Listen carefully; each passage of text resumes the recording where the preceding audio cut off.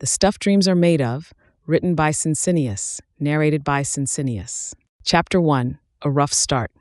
In the heart of a city that had long since surrendered to the gray embrace of endless skyscrapers and neon signs, there lived a private eye known to few as Max the Dog Watcher Pacheco. This moniker, a remnant from a case long past involving a missing heiress's prized poodle, had stuck much to his chagrin.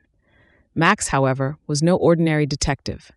The shadow of his father, a legendary figure in the detective world, loomed large over him. Despite his best efforts, Max found himself ensnared in the web of his father's legacy, always one step behind the phantom of greatness he sought to outshine.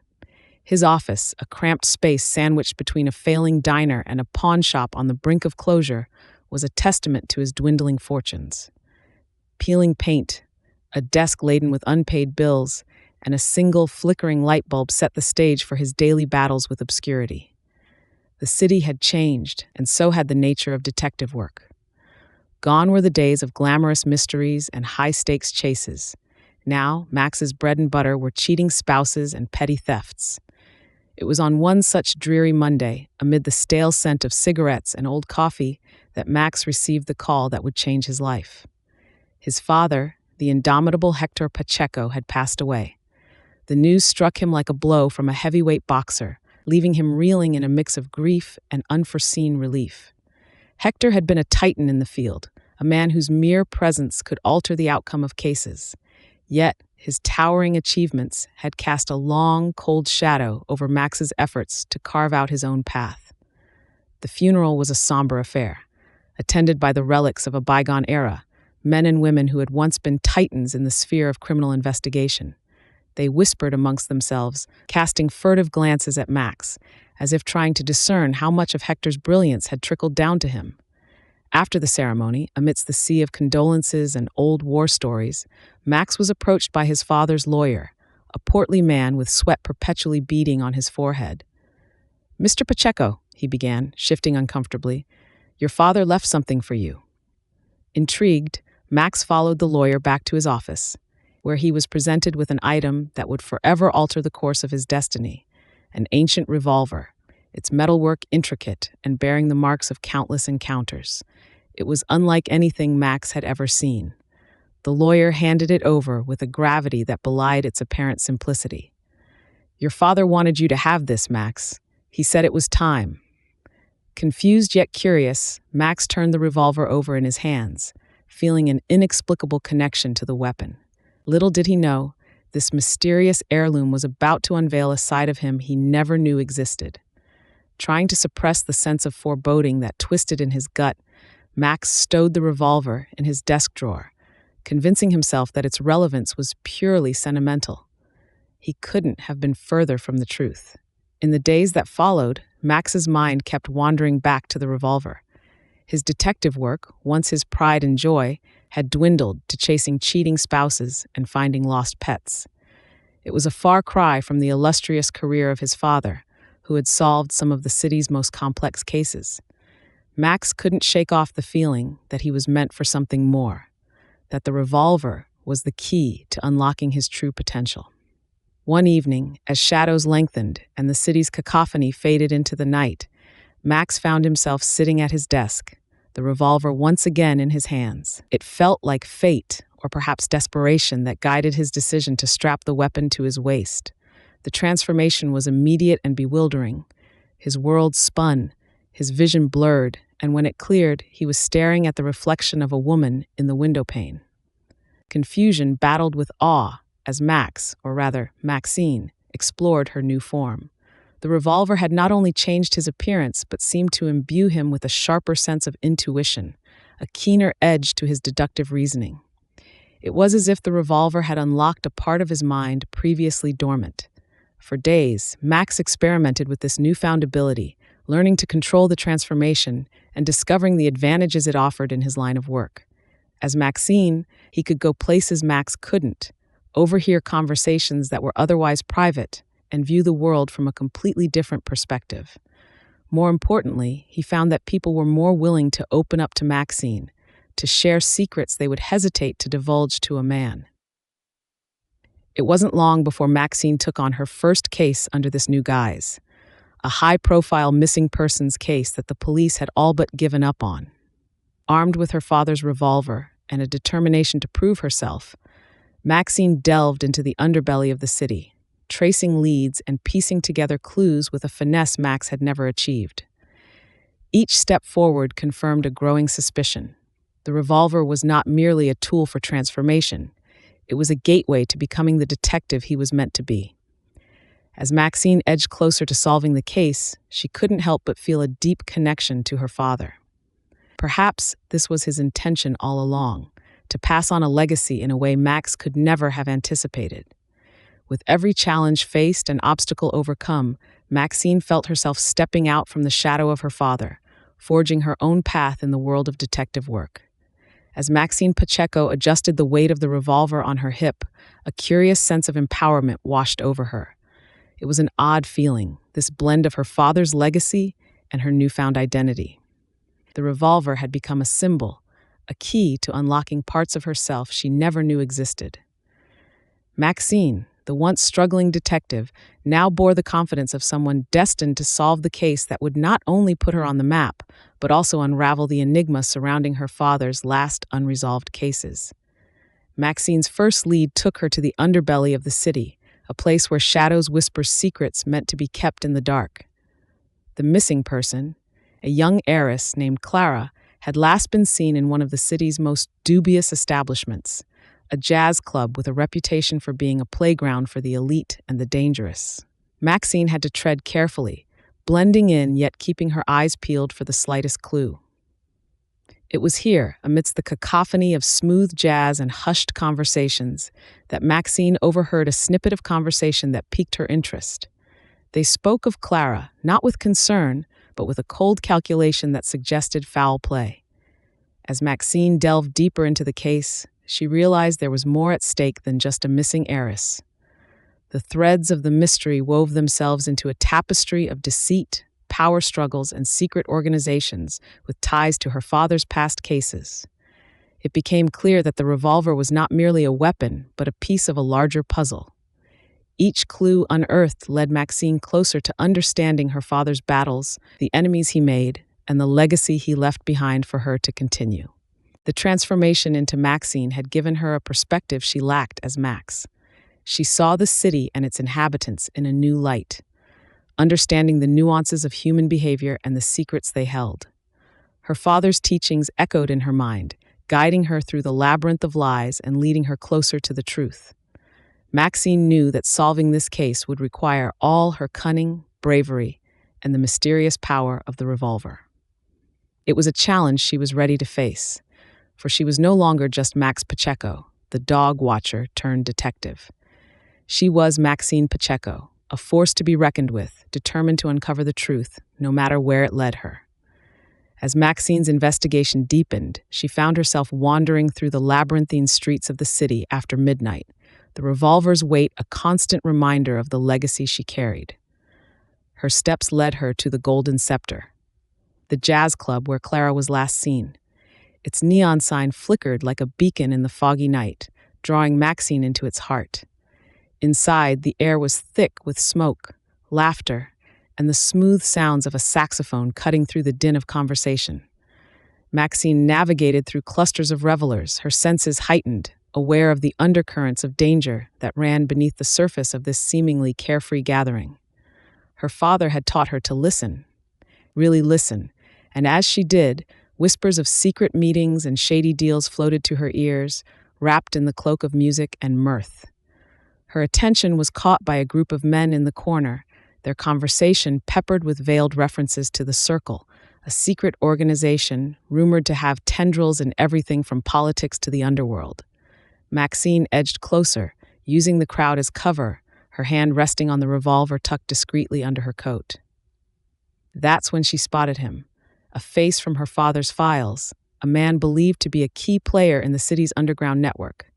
He was arguing with a shadowy figure, their conversation heated but muted. Maxine strained to listen, catching fragments about a deal gone wrong and the missing heiress, Clara. Decision made, Maxine slipped from the club, her mind racing. It was clear that Clara's disappearance was no simple case of a missing person. It was a thread in a complex web woven through the city's elite and criminal classes, a web her father had been close to unraveling before his untimely death. Preparing for the confrontation ahead, Maxine knew she needed more than the element of surprise. She required information, allies, and all the cunning she could muster. The night was deepening, and with it, the shadows seemed to whisper her father's name, urging her on. The revolver felt alive against her skin, its mysteries pulsing like a heartbeat. Maxine was no longer hunting in the dark. She was following a path laid out by destiny, a path that would lead her to the truth or to her ruin. She had a plan, a dangerous one, but it was the only way to draw out the masterminds behind Clara's disappearance and expose the rot at the city's core. Maxine's resolve hardened. She would face this trial head-on, revolver in hand, ready to confront the ghosts of her past and the reality of her present. It was a risk she was willing to take, for justice, for Clara, and for herself. The chill of the night clung to Maxine's skin as she stepped out into the dimly lit streets of the city. Her father's revolver, a constant weight against her hip, seemed to thrum with a life of its own. She had always thought the stories of the gun's peculiar power were just that, stories. But here she was, transformed, her determination steeling her for the confrontation ahead. She had scoured the golden scepter for clues, piecing together the fragments of a conspiracy that stretched its tendrils through the underbelly of the city. The players were influential, their motives dark and tangled in a web of greed and power. Maxine knew confronting them was tantamount to signing her own death warrant, yet the burning need for justice for Clara drove her forward. Her first stop was the lavish estate of Benny the Bank Martinez, a name that cropped up too many times in her investigation to be coincidence. Martinez was known as a financier, the kind that preferred his investments to remain untraceable. Maxine suspected he was the one laundering money for the operation, possibly even pulling the strings. As she approached the gates, the revolver seemed to pulse against her side. She took it as a sign, a reaffirmation of her path. Slipping past the security was child's play for someone of Maxine's skills, honed not just in tailing wayward pets, but in navigating the more dangerous shadows of the city. Inside, she found what she hadn't dared hope for: proof.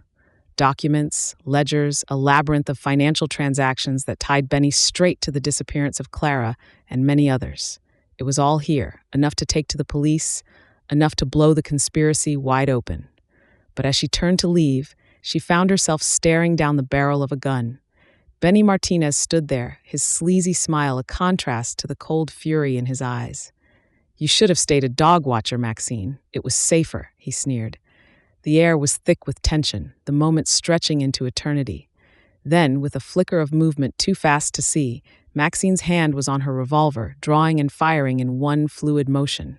The shot rang out, echoing in the opulent halls, a deafening blast heralding the unraveling of a criminal empire. Martinez staggered, the surprise in his eyes fading to nothing as he slumped to the ground. Maxine stood over him, her breathing steady, the revolver's warmth seeping into her palm.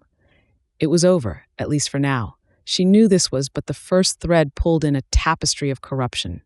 There were more battles ahead, more shadows to chase into the light. But for a moment, standing in the silent aftermath, Maxine allowed herself a small smile. She had done it. Against all odds, she had struck a blow against the darkness, her father's revolver by her side, an unlikely ally in her quest for justice. With a determined step, Maxine left the shadows of the warehouse behind, clutching tight to the evidence that Benny the Bank Martinez had unwittingly provided. The incriminating photos and ledgers were damning, a golden key that promised to unlock more of this sordid puzzle. But no victory in the underbelly of the city comes without its risks. As she made her way through the maze of dimly lit streets, Maxine couldn't shake the feeling of eyes tracking her every move. The revolver's weight against her hip was a constant reminder of the transformation it wielded and of the heavy responsibility it symbolized. Reflecting on her father's legacy, she whispered to herself, "I won't let you down." The night was far from over. It was teeming with cryptic whispers and shadows that seemed to clutch at her heels. Reaching her safe house, a nondescript apartment nestled between an aging bookstore and a rundown diner, Maxine laid out the documents on a makeshift table. The intricate web of corruption and crime they alluded to was vast, implicating not only local thugs, but perhaps members of the police force itself. It was a thread that, once pulled, would unravel many lives, including her own. Maxine knew the next steps were critical. She needed allies. The first name that came to mind was Detective Lopez, an old friend of her father's, and one of the few in the department still untainted by corruption. She had always remained skeptical about Maxine's abilities, especially after her transformation, but the evidence was too compelling to ignore. Maxine also knew she needed to delve deeper into her father's past. There had to be more to the revolver's power than simple transformation. Perhaps in his old files, in those dusty boxes that lined the attic, lay the answers to harnessing its full potential. As dawn crept over the horizon, casting a gray light through the grimy window, Maxine felt a resolve solidify within her. Today, she would confront Detective Lopez, present her with the evidence, and with luck, gain an ally in the police force. But more than that, she planned to rediscover her father's world, to unravel the mystery of the revolver that had changed her life. The path ahead was fraught with danger, but Maxine Pacheco was no longer just the daughter of a legendary detective. She was a force to be reckoned with, a woman who had found her calling in the most unexpected of ways. With the ancient revolver at her side, she was ready to face whatever the day brought her way. Maxine, feeling the weight of her newly discovered identity and the revolver's power, prepared meticulously for the meeting with Detective Lopez. She gathered all the evidence she had amassed against Martinez, arranging it in the most compelling way. Her investigation had led her to deep corners of the city's criminal underworld, unveiling a network of corruption that seemed to extend far beyond a single case. The stakes were higher than she had anticipated, but she felt empowered by the revolver's mysterious influence. Before heading to the police station, Maxine decided to delve into her father's archives. She knew her father kept detailed records, journals full of observations, speculations, and insights from his storied career. Maxine hoped these old files might shed some light on the revolver's history and her family's secret legacy. Hours spent in the dusty attic among stacks of faded files and boxes yielded an astonishing discovery. Hidden in a false bottom of an old filing cabinet, Maxine found a leather-bound journal, its pages yellowed with age. This journal, written by her great-grandfather, detailed the origins of the revolver, revealing it was not an ordinary firearm, but an artifact imbued with a profound power. According to the journal, the revolver was once part of a set of mystical relics entrusted to her family, guardians tasked with keeping these items safe from those who would use their powers for nefarious purposes. Armed with this new knowledge, Maxine felt an even deeper connection to her family's legacy. She now understood the revolver was not just a tool, but a symbol of her family's long-standing commitment to justice. This revelation added a layer of solemnity to her mission against Martinez and reinforced her resolve. Maxine finally felt ready to confront Lopez and hoped to convince her of the importance of the evidence against Martinez. With the ancient revolver concealed beneath her coat, she set out toward the police station, determined to bring the corrupt officer to justice and to live up to her father's and ancestors' legacies. As she walked through the city streets, Maxine realized that her transformation and the responsibilities it entailed had irrevocably changed her. She was no longer just a private eye in her father's shadow. She was a guardian of her family's secrets and a beacon of hope in a city plagued by corruption.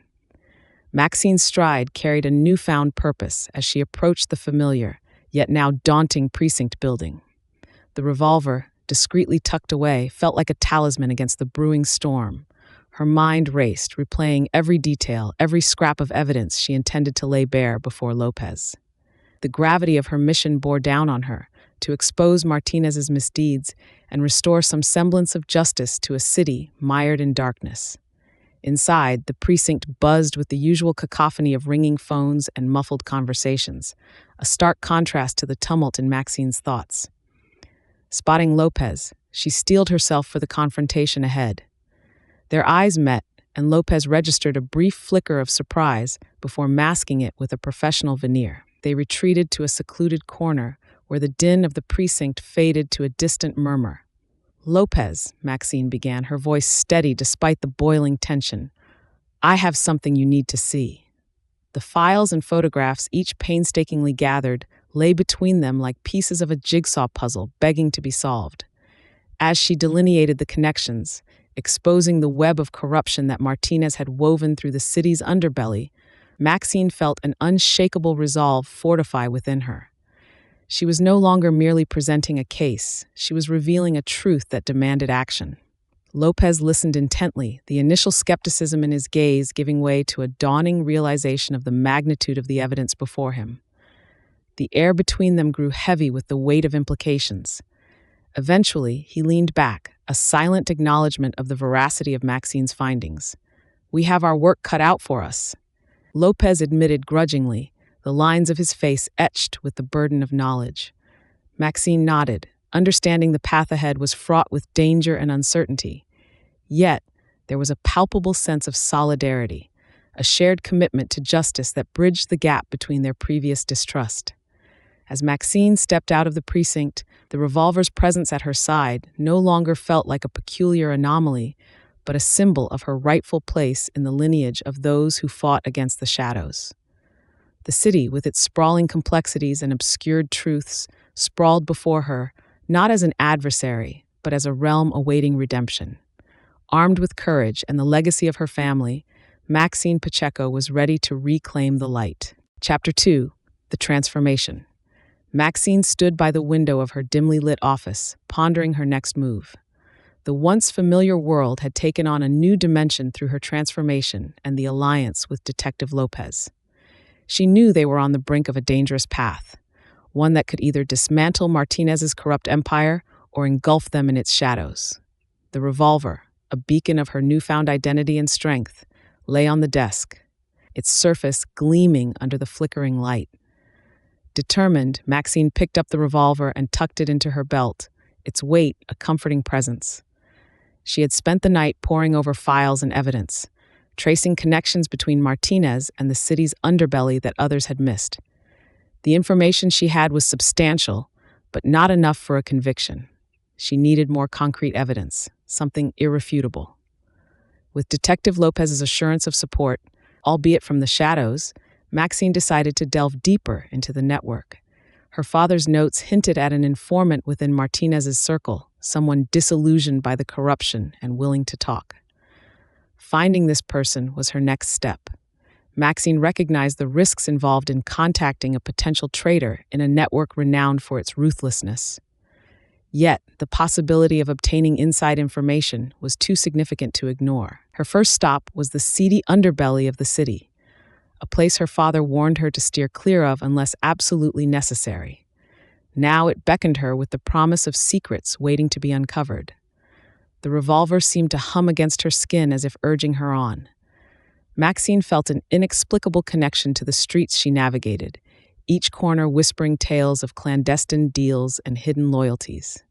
The day turned into night as Maxine traced the web of deceit spun by Martinez. She frequented bars and back alleys, adopting the guise of a newcomer seeking work. Her questions, carefully worded to arouse curiosity but not suspicion, gradually began to paint a picture of the informant she sought. The revelations confirmed Maxine's suspicions about the depth of Martinez's influence and the complexities of dismantling it. As the moon climbed higher, a fateful encounter in a dimly lit bar brought her face to face with someone who could change the course of her investigation. The individual, a shadow among shadows, recognized the determination in Maxine's eyes. Words were exchanged, veiled in caution, and an arrangement was made to meet again. Maxine left the meeting with a new sense of purpose, the revolver's presence a silent testament to the path she had chosen. As Maxine made her way through the tangled streets of the city, the weight of her father's revolver against her hip was a constant reminder of the dual life she now led. She knew she was treading into dangerous waters, seeking to untangle the web of corruption that Martinez had spun around the city's underbelly. Yet, with each step, she felt a surge of confidence. This transformation, bewildering at first, had bestowed upon her not just a new identity, but a new purpose. a beacon of justice in a city overshadowed by vice. Her next lead took her to a smoky, dimly lit bar known as the Rusty Nail, a place rumored to be a conduit for information if one knew how to ask. Maxine's entrance did not go unnoticed. Her confident stride and determined gaze set her apart from the regular clientele. Nursing a drink at the bar, she scanned the room, her detective instincts on high alert. It wasn't long before whispered conversations led her to a booth shrouded in shadows at the back of the room. Sitting opposite a figure known only as the Whisper, Maxine listened intently as veiled information about Martinez's operations was shared. The Whisper was an enigma, a person whose identity seemed as fluid as the shadows that danced around the room. The intel provided was cryptic, pointing towards a warehouse at the docks where a significant shipment was due to arrive at midnight. With a nod of agreement, Max were exchanged, and Maxine left the Rusty Nail, her mind racing with the possibilities of what discovery at the warehouse might entail. Under the cloak of night, Maxine approached the designated warehouse, her senses heightened and revolver at the ready. She knew the risks of confronting Martinez's goons head-on, but the chance to gather concrete evidence against them was too potent to ignore. Creeping through the shadows, Maxine found a vantage point where she could observe the deal unfold. As the clock struck midnight, figures began to emerge from the darkness, their actions cloaked in secrecy. Maxine watched intently, documenting every detail. The shipment, heavily guarded and shrouded in mystery, was quickly moved into the warehouse. This was the moment she had been waiting for, the breakthrough that could unravel Martinez's illicit empire. But as she prepared to act, an unexpected movement caught her eye. Among the figures, she recognized a face from her past, someone who shouldn't have been entangled in this world. Shaken by this revelation, Maxine realized that her investigation was about to take a personal turn. The path she had chosen was fraught with danger and unexpected enemies, but the revolver at her hip served as a reminder of her mission and the legacy she intended to honor. With a renewed sense of determination, Maxine prepared to delve deeper into the night's shadows, ready to confront the truths that awaited her. The night air was crisp, biting at Maxine's cheeks as she made her way away from the docks, the echo of her steps a steady rhythm in the quiet. The familiar face she had spotted belonged to someone she'd never expected to see in such a dire predicament. Frankie, her childhood friend, now seemingly entangled with Martinez's dangerous web. This revelation not only complicated her feelings, but also her approach to the investigation. It was no longer just about taking down a criminal operation. It was about saving someone she cared for from the depths of the underworld. As Maxine navigated the dimly lit streets back to her office, her mind raced with questions. How had Frankie gotten involved with Martinez? Were they in over their head, or had they turned to the other side? She remembered their youthful adventures, their shared dreams of making a big difference in the world. It pained her to think that those dreams had led Frankie down such a perilous path. Unlocking the door to her office, Maxine stepped inside, the weight of the revolver at her hip a constant presence. She knew that to get to the bottom of this, she would need to tap into every resource, call in every favor. But first, she had to confront Frankie. Maxine sat at her desk, flipping through her contacts, arranging her thoughts. She had to be careful, for both their sakes. Maxine sat at her desk, flipping through her contacts, arranging her thoughts. She had to be careful for both their sakes. Finally, she picked up the phone and dialed Frankie's number, her heart racing with anticipation and worry. The phone rang once, twice, then a familiar voice answered. "Hey, Max, in? Is that really you?" "Yes, it's me," Maxine replied, her voice steady despite the turmoil inside. "We need to talk, Frankie. It's important." There was a pause on the other end, then a soft sigh. "I was wondering when you'd call. Yeah, we do need to talk. How about the old diner on 5th in an hour?" Maxine agreed and hung up, her mind racing. The transformation had been a shock, but it had given her a fresh perspective, and with it, the courage to face what might come. She glanced at the revolver resting on her desk. It had started all this, and now it seemed it would help her get through it. Maxine felt an odd sense of gratitude towards the mysterious firearm. As she made her way to the diner, Maxine couldn't help but think about her conflicting feelings.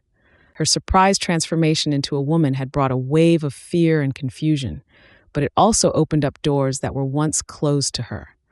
It was as if she could finally be the detective she always wanted to be, not hindered by the biases and expectations that had always dogged Max. It was a liberating thought, but it also brought its share of challenges. At the diner, Frankie was already waiting, looking nervous. The conversation that followed was intense and emotional. Frankie revealed their involvement with Martinez had started as a desperate move to clear a debt, but had spiraled out of control. They were in too deep, with no clear way out. Maxine listened, her heart aching for her friend, but her detective's mind piecing together the clues. "I want to help you, Frankie," Maxine finally said, "but we need to find a way to bring Martinez down without getting you in deeper trouble." Frankie looked up, hope flickering in their eyes for the first time. "I didn't think I had a chance," they admitted, "but with you, I think we might actually pull this off." The pair spent the next hour brainstorming ideas, formulating a plan that would be risky but could work. Maxine felt a renewed sense of purpose. The revolver had not only changed her appearance, but had somehow emboldened her spirit. She was ready to face whatever challenges lay ahead, knowing that her newfound identity was her greatest asset. As Maxine left the diner, the evening sky was turning a deep shade of purple, and the city around her seemed to hold its breath. She knew the road ahead would be fraught with danger, but for the first time in a long while, she felt truly alive. The detective within her was awake, and she was ready to take on the world, whatever it might throw her way. Maxine stepped out of the diner into the fading light of the evening, her mind racing with the possibilities this new identity opened up for her. The air was cool, and as she walked, she felt a sense of determination stealing her resolve. The revolver, now more a talisman than a weapon, rested securely against her hip, hidden beneath her jacket. It was not just a tool for protection. It was the key to her transformation, her newfound power to navigate the world in ways Max had never been able to. Her first stop was the public library. If she was going to take down Martinez, she needed information. Lots of it. The library was quiet, the hushed whispers of pages turning and keyboards tapping filling the vast spaces. Maxine moved through the stacks with purpose, her eyes scanning titles until she found what she was looking for. Books on criminal psychology, law enforcement techniques, and the intricate workings of the city's underground. She piled them onto a table, her fingers itching to flip through the pages, to absorb every word. Hours passed as Maxine's eyes darted over pages, her mind absorbing information like a sponge. She made notes, connected dots, and slowly began to formulate a plan. It wasn't just about understanding Martinez and his operations. It was about understanding the streets, the people who lived and died by their codes, and how she could maneuver within those worlds without being seen or caught. As the library's closing announcements echoed through the stacks, Maxine gathered her notes and books. She knew she was only scratching the surface, but every bit of knowledge was a weapon in her arsenal. She walked home under the cover of darkness, her mind alive with strategies and possibilities. Once home, Maxine laid out her plans on the kitchen table, mapping out her next moves. She needed allies, resources, and most importantly, she needed to remain undetected by Martinez and his goons. She pondered the skills she possessed as Max and how they could be enhanced or altered in her new form. Stealth, intuition, a keen eye for detail, all these would be her tools in the days to come. But first, sleep. The day had been long, and the night promised only a brief respite before the challenges continued. As she lay in bed, the revolver resting on the nightstand beside her, Maxine felt a deep connection to the mysterious object. It had changed her life in ways she could never have imagined, and as she drifted off to sleep, she knew that tomorrow would bring her one step closer to her goals. The dawn light slipped through the blinds, casting a golden hue over Maxine's new form. She awoke with a sense of purpose that had long evaded Max. Today was the day she would start anew, not just in body but in spirit and determination too. With the revolver as her catalyst, Maxine set about planning her first steps in taking down Martinez, her longtime nemesis who had eluded her grasp in her previous guise. First on the agenda was to establish contacts who could feed her information without arousing suspicion. She remembered a few old friends of Max's, the ones who weren't too close to get hurt but knew the ins and outs of the city's underbelly. As Maxine, she could approach them anew, offering a fresh perspective and possibly gaining their trust in ways Max never could. She prepared herself for the day, her reflection in the mirror a constant reminder of the change she had undergone. Dressing smartly but unassumingly, she set out to meet with Jimmy the Il Salvatore, a small-time crook with a knack for hearing things he shouldn't. Jimmy had always been wary of Max, but Maxine hoped her new appearance and manner would lower his defenses. Their meeting took place in a dingy cafe on the outskirts of town, a place where whispers traveled faster than the law. Maxine slid into the booth opposite Jimmy, noticing the surprise flicker across his face before he masked it with a cautious smile. "Jimmy, I need your help," Maxine began, her voice steady but friendly. "There's someone causing trouble for a lot of good people in this town, and I plan to stop them. I could use someone with your talents to gather some intel." Jimmy eyed her suspiciously, sipping his coffee as he considered her proposal. "And what's in it for me?" he finally asked, leaning forward. Maxine smiled, expecting the question. She pulled an envelope from her bag, sliding it across the table to him. Inside, she had compiled a list of favors and assurances that would appeal to Jimmy's self-interest, including protection from certain parties Maxine still had influence over. After some haggling, they struck a deal. Jimmy would become Maxine's ears on the street, providing her with the necessary information to start building a case against Martinez. In return, Maxine would ensure Jimmy's safety and help him with a few problems of his own. With Jimmy now cautiously on her side, Maxine left the cafe feeling a step closer to her goal. Her next task was to dig deeper into Martinez's operations to find the cracks in his armor. She knew she had to be careful, to move silently and unseen, like a shadow in the night. The transformation had given her a new identity, but it also provided her with an unexpected advantage, the element of surprise. As she walked back to her apartment, her mind raced with possibilities. Maxine was aware of the danger that lay ahead, but she also knew she had a unique opportunity to right the wrongs that had plagued her city. The revolver, her constant companion, seemed to hum with potential at her side. It was more than just a tool for change. It was a symbol of her new life. A life where Max the dog watcher Pacheco could finally become the detective she was meant to be. With Jimmy the Il Salvatore as her ally, Maxine knew she had an inroad to the underbelly of the city that she'd never had before. Jimmy's knowledge of the streets, combined with Maxine's newfound identity, created the perfect storm for infiltrating Martinez's operations.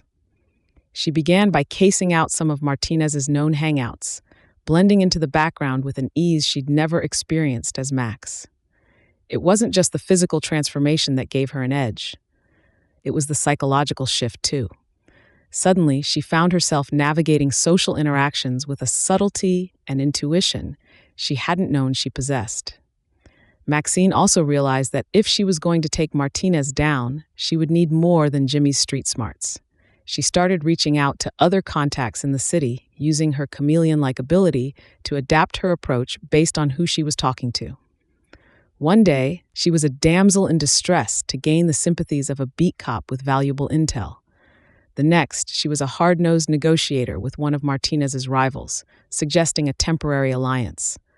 Her once faltering detective career was now thriving under the guise of Maxine, and she had the revolver to thank for it. Each piece of information gathered was a puzzle piece fitting into the larger picture of Martinez's empire. Locations of drop-offs, names of key players, schedules of illicit shipments. Maxine collected them all, a bit like a magpie hoarding treasures. But these treasures could dismantle an empire if placed correctly. As she sat in her dimly lit office late into the night, maps and notes spread out before her, Maxine felt a sense of purpose she'd never known. The revolver, lying quietly on the desk, was her talisman in this transformative journey. The nights grew longer and the stakes higher as Maxine plotted her next move. With each passing day, she grew more confident in her dual identity, drawing strength from her ability to adapt and overcome. She knew that taking down Martinez was not just about proving she was a great detective. It was about cleansing a part of the city that had given up hope. Maxine was no longer just Max the dog watcher Pacheco in a new body. She was a beacon of hope, a symbol of change, and she was just getting started. The sun dipped low over the city, transforming the skyline into silhouettes against a fiery backdrop. Maxine adjusted the brim of her fedora, feeling the weight of the revolver against her hip. It wasn't just a weapon or a bizarre artifact. It had become a part of her. She knew that navigating the murky waters of Martinez's empire would require every ounce of her cunning and the mysterious powers she'd been granted. Her first challenge came sooner than expected. A tip from Jimmy led her to a rundown warehouse on the outskirts of town, purportedly one of Martinez's lesser-known hideouts.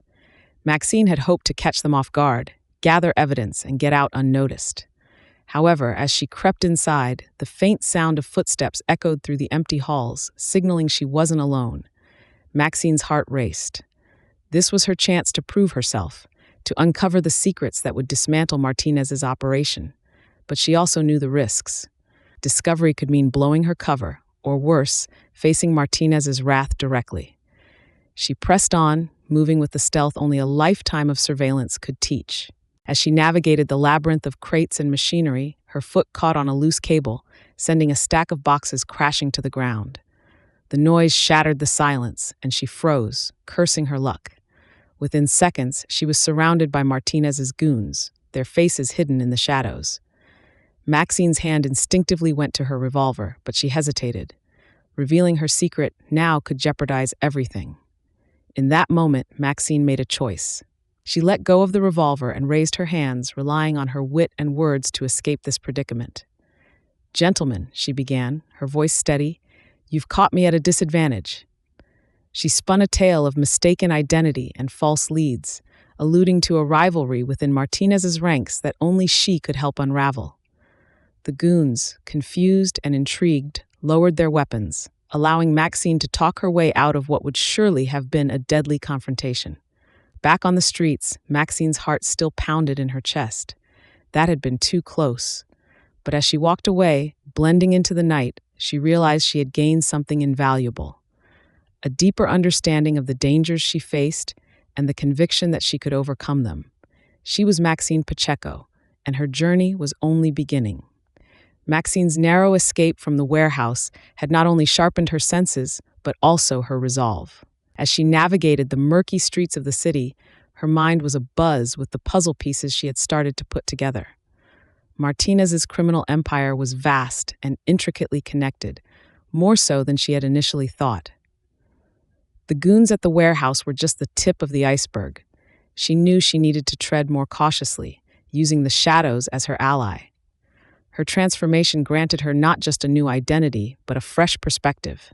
People she had known as Max now offered Maxine insights they would have withheld from him. It was a double-edged sword. While she was gaining invaluable information, she was also navigating the personal turmoil of her new reality. The revolver, her mysterious inheritance, lay heavy against her hip, a constant reminder of her dual existence. Maxine used her newfound insights to avoid further traps, meticulously gathering information on Martinez's operations. Each step brought her closer to unraveling the network and understanding the critical nodes powering Martinez's control over the city. Her father's revolver seemed to guide her, offering not just protection, but a sense of purpose. She couldn't help but feel that her transformation and her mission were intertwined, pieces of a larger puzzle she was yet to see in full. Amidst her investigation, Maxine grappled with the implications of her transformation. The distinction between Max and Maxine was blurring, and she found herself wondering where one ended and the other began. She pondered the revolver's origin and its power. Was it a curse or a blessing? Her father had left her many things, but answers were not among them. Yet the more she delved into the criminal underworld, the clearer her path became. Realizing she could no longer go at it alone, Maxine sought out allies in unlikely places. Informants, petty crooks, and even a retired cop who had seen too much became part of her network. Together, they started to piece together the jigsaw puzzle of Martinez's empire, each revelation bringing Maxine closer to her goal. As she prepared for what might come next, Maxine knew one thing for sure: she would see this through, regardless of the cost. The shadows of the city had become her domain, and she would use every tool at her disposal to bring Martinez down. Chapter 3: A Case Walks In. Maxine spent the following days buried in piles of paperwork, photographs, and any clues she could scavenge that might lead her closer to the truth behind Vanessa Lorne's missing heirloom, a centuries-old gemstone necklace, rumored to be cursed, but invaluable. With the revolver snug against her hip, its mysterious power aiding her investigation in more ways than one, she realized that confronting Martinez was inevitable. But first, she needed to understand the full extent of the corruption that entangled the city's underbelly, a corruption that the Lorne family, unwittingly or not, was knotted into. Through a blend of traditional detective work and the unique empathy and insight her new identity provided, Maxine uncovered a web of deceit that entangled high-ranking officials, clandestine syndicates, and unsuspecting citizens alike. It seemed the necklace was more than a mere relic. It was a keystone in a power struggle that spanned generations. As she pieced together the puzzle, blending Max's hard-earned detective skills with Maxine's intuitive approach, she began to appreciate the dual perspectives her unique situation afforded her. It wasn't just about putting the clues together. It was about understanding the hearts and minds of those involved, seeing the world through their eyes, and using that insight to anticipate their next moves. This new approach led her to a breakthrough. She traced the necklace's last known whereabouts to a hidden vault within a seemingly innocuous art gallery, one that served as a front for Martinez's operations. It was clear then that her confrontation with Martinez wouldn't just be a showdown. It would be a battle of wits and wills, with the city's very soul at stake. As she prepared her strategy, Maxine also wrestled with the mystery of her transformation. Was it a curse, a blessing, or something else entirely? This question lingered in the back of her mind, a puzzle for another day. For now, Maxine focused on the task at hand. Equipped with her newfound insights and the revolver that had sparked her transformation, she was ready.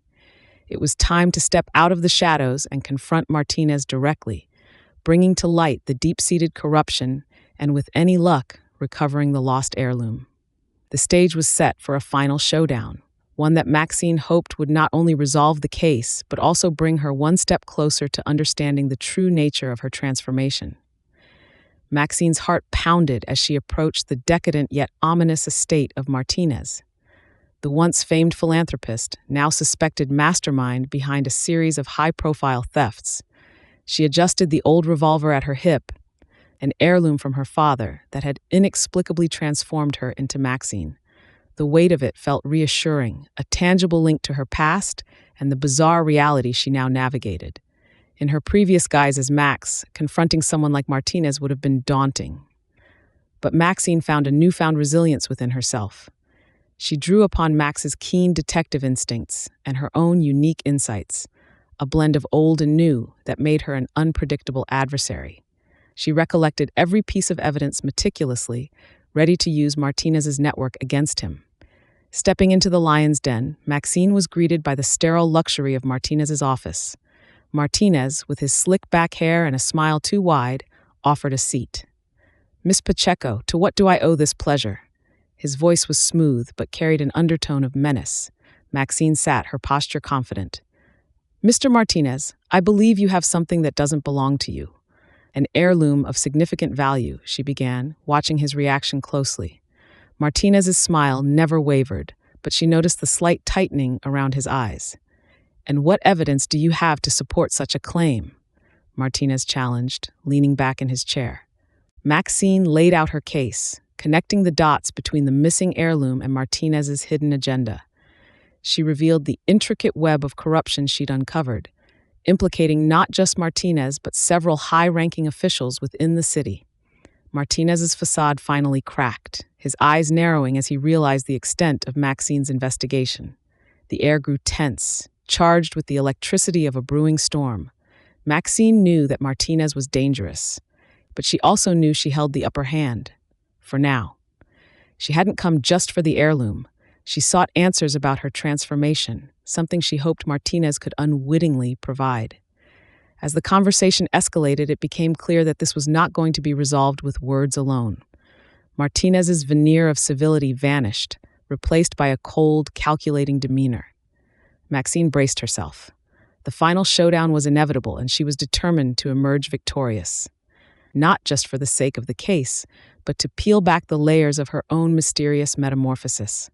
Martinez stood up, his chair scraping back with a finality that echoed the shift in the room's atmosphere. "You think you have me cornered, Maxine?"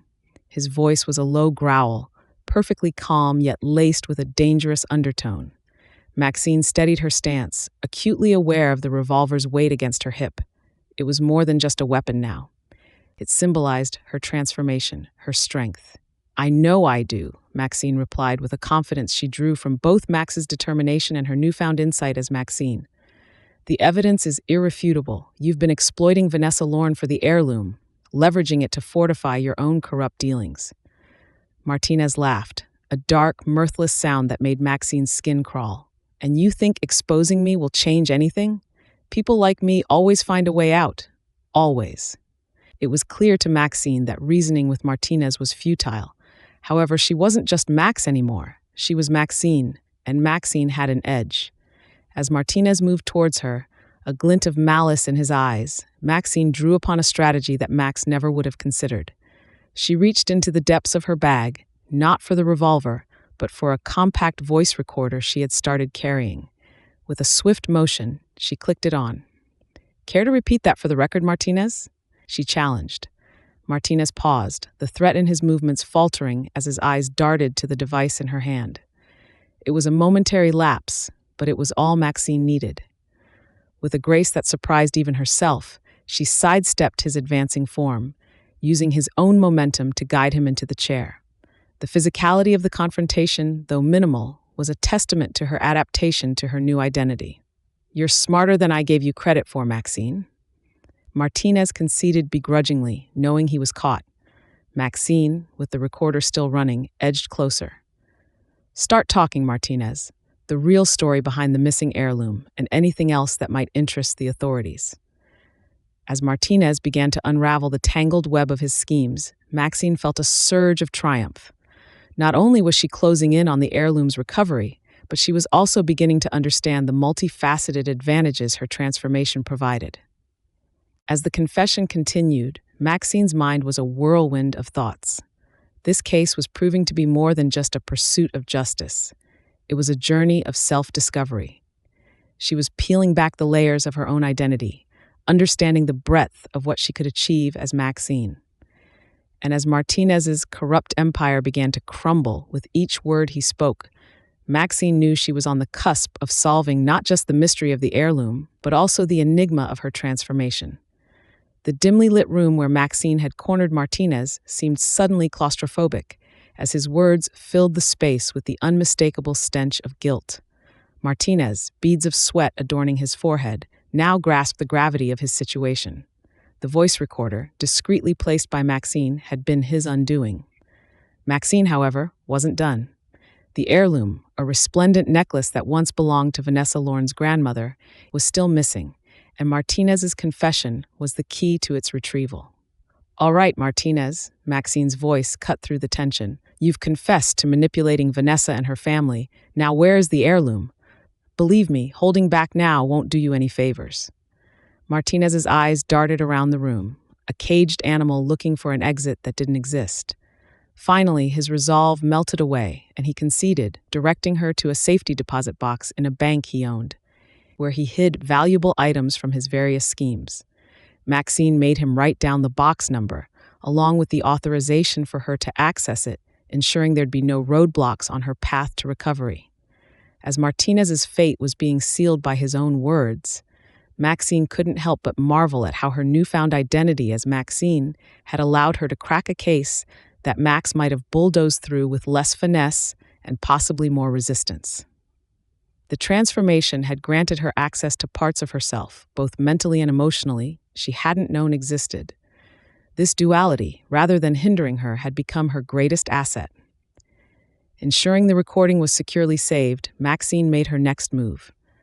She contacted Detective Lana Ruiz, an old ally from her days on the force.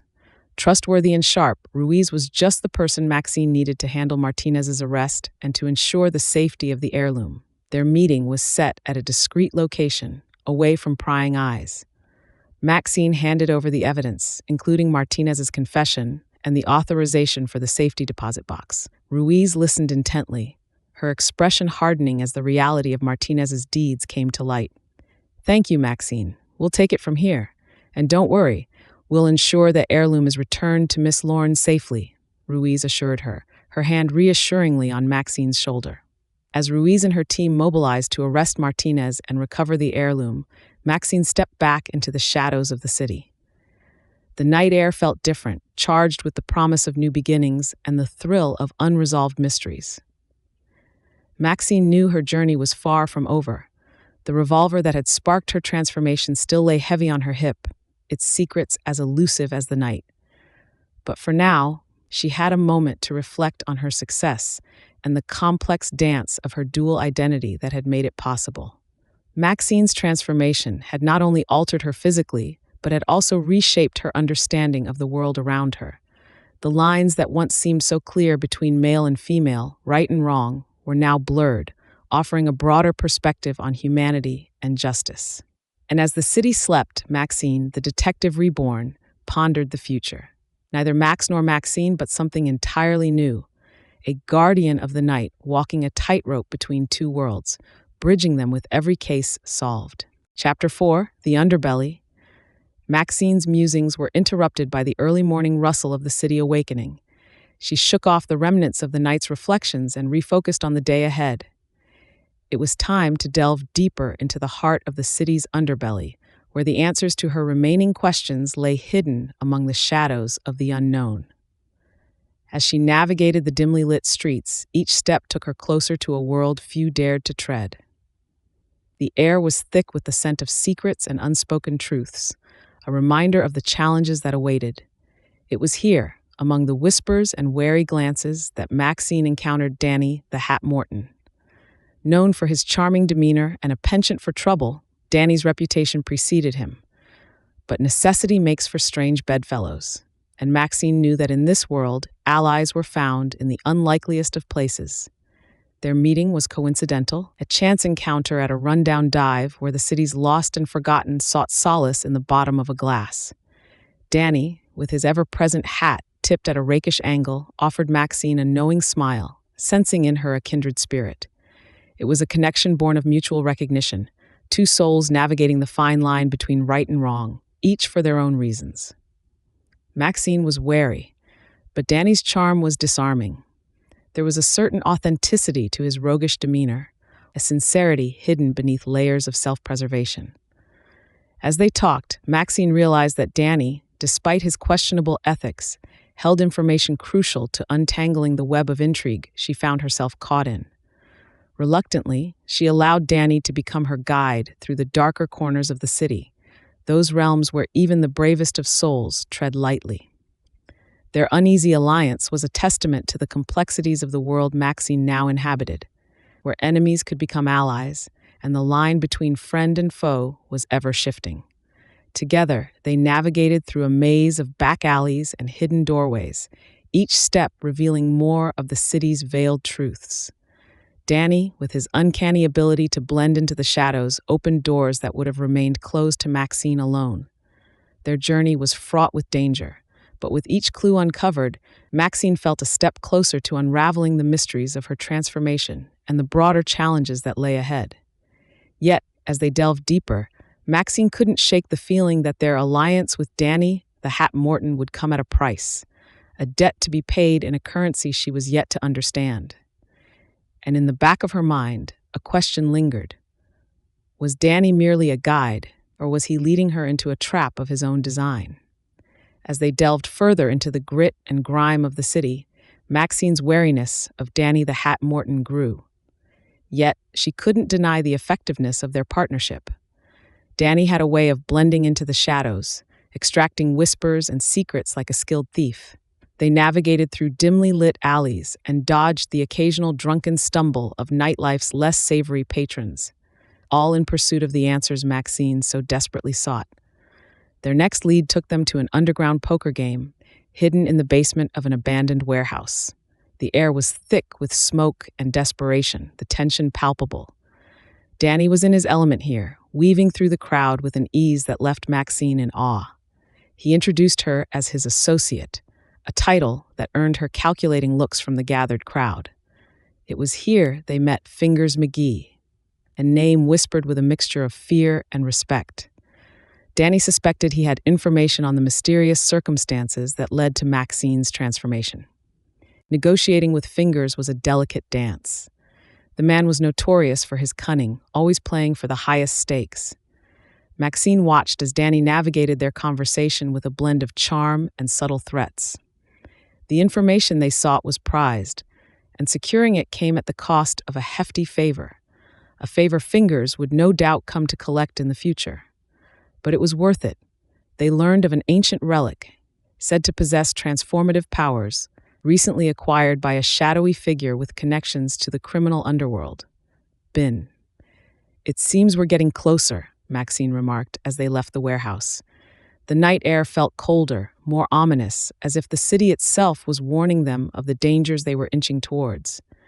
Danny merely tipped his hat, a signal that implied both victory and caution. "We're playing in the big leagues now, Maxine. There's no turning back." Despite the progress they'd made, a chasm of mistrust still yawned wide between them. Maxine wondered about Danny's true motives and whether she could afford the price of his loyalty. Yet, as they moved through the dark streets, there was an undeniable sense of camaraderie growing between them. They were two souls, cast adrift in a dangerous world, united by a common goal. But as dawn began to break, painting the sky with strokes of pink and orange, Maxine realized that their alliance might just be the key to unlocking the mystery of her fate, or it could be the very thing that seals it. As the first light of dawn kissed the city, its rough edges softened, but the dangers lurking within its shadows remained ever present. Maxine, now more determined than ever, turned to Danny, her face set with resolve. "We need to find that relic," she stated, her voice cutting through the chilly morning air. Danny, leaning against the peeling paint of an old warehouse, tipped his hat back, meeting her gaze with an unreadable expression. "I know a guy, an antiquities dealer who dabbles in the unconventional. He might know something, but he's not the easiest to deal with." Maxine raised an eyebrow. "Unconventional? In this city, I can hardly imagine what that means." Danny chuckled, the sound echoing slightly. "Oh, Maxine, you'd be surprised. Let's just say he's as likely to sell you a cursed amulet as he is a rare coin from the Byzantine era." The pair set off through the winding streets, the city slowly coming to life around them, unaware of the dark undercurrents swirling just beneath the surface. Their search led them through cramped marketplaces filled with colorful stalls and noisy vendors, down narrow alley, and finally to a nondescript door tucked away in a forgotten corner of the city. Danny knocked, a rhythmic pattern that seemed like a secret code. The door creaked open, revealing a man with keen eyes and a guarded stance. "Danny," he greeted, his voice tinged with caution. "And who's this?" Danny introduced Maxine, watching closely as the man's eyes narrowed slightly. "We're looking for something specific, an ancient relic tied to a transformation curse," Danny explained. The man's eyes flickered with interest, then suspicion. "That's a dangerous path you're treading," he warned, "but I might have something for you, for a price." As they stepped into the dimly lit room, filled with artifacts that whispered of ancient secrets and forgotten power, Maxine felt the weight of their quest settling around her. This was the path to answers, she knew, but it was fraught with peril at every turn. Her hand instinctively hovered over the revolver at her hip, a silent reminder of the dual identity she now navigated. Danny's rogue charm had brought them this far, forging an unlikely partnership in the face of unknown dangers. But as they delved deeper into the mysteries of the relic, Maxine couldn't help but wonder if their alliance would be enough to conquer the challenges that lay ahead. The antiquities dealer, a wizened man with eyes that seemed to hold centuries of secrets, peered over at Maxine and Danny from his cluttered desk. His shop was an emporium of the ancient and the mystical, filled with items that whispered tales of old. From the moment they stepped inside, Maxine felt the weight of history pressing down on her shoulders, a stark contrast to the modern-day desperation that drove her quest. "You seek knowledge that is both a boon and a curse," the dealer began, his voice low, almost swallowed by the shadows that danced around the room, cast by flickering candles. "The relic you inquire about is old, older than the city itself, intertwined with fates beyond your comprehension." Danny, leaning against a statue that looked suspiciously like an ancient deity of mischief, raised an eyebrow. "We're not exactly beginners at handling the unusual," he said, a smirk playing on his lips. "Besides, it's not like we have much choice. My friend here," he gestured toward Maxine, "got caught up in this mess without asking for it.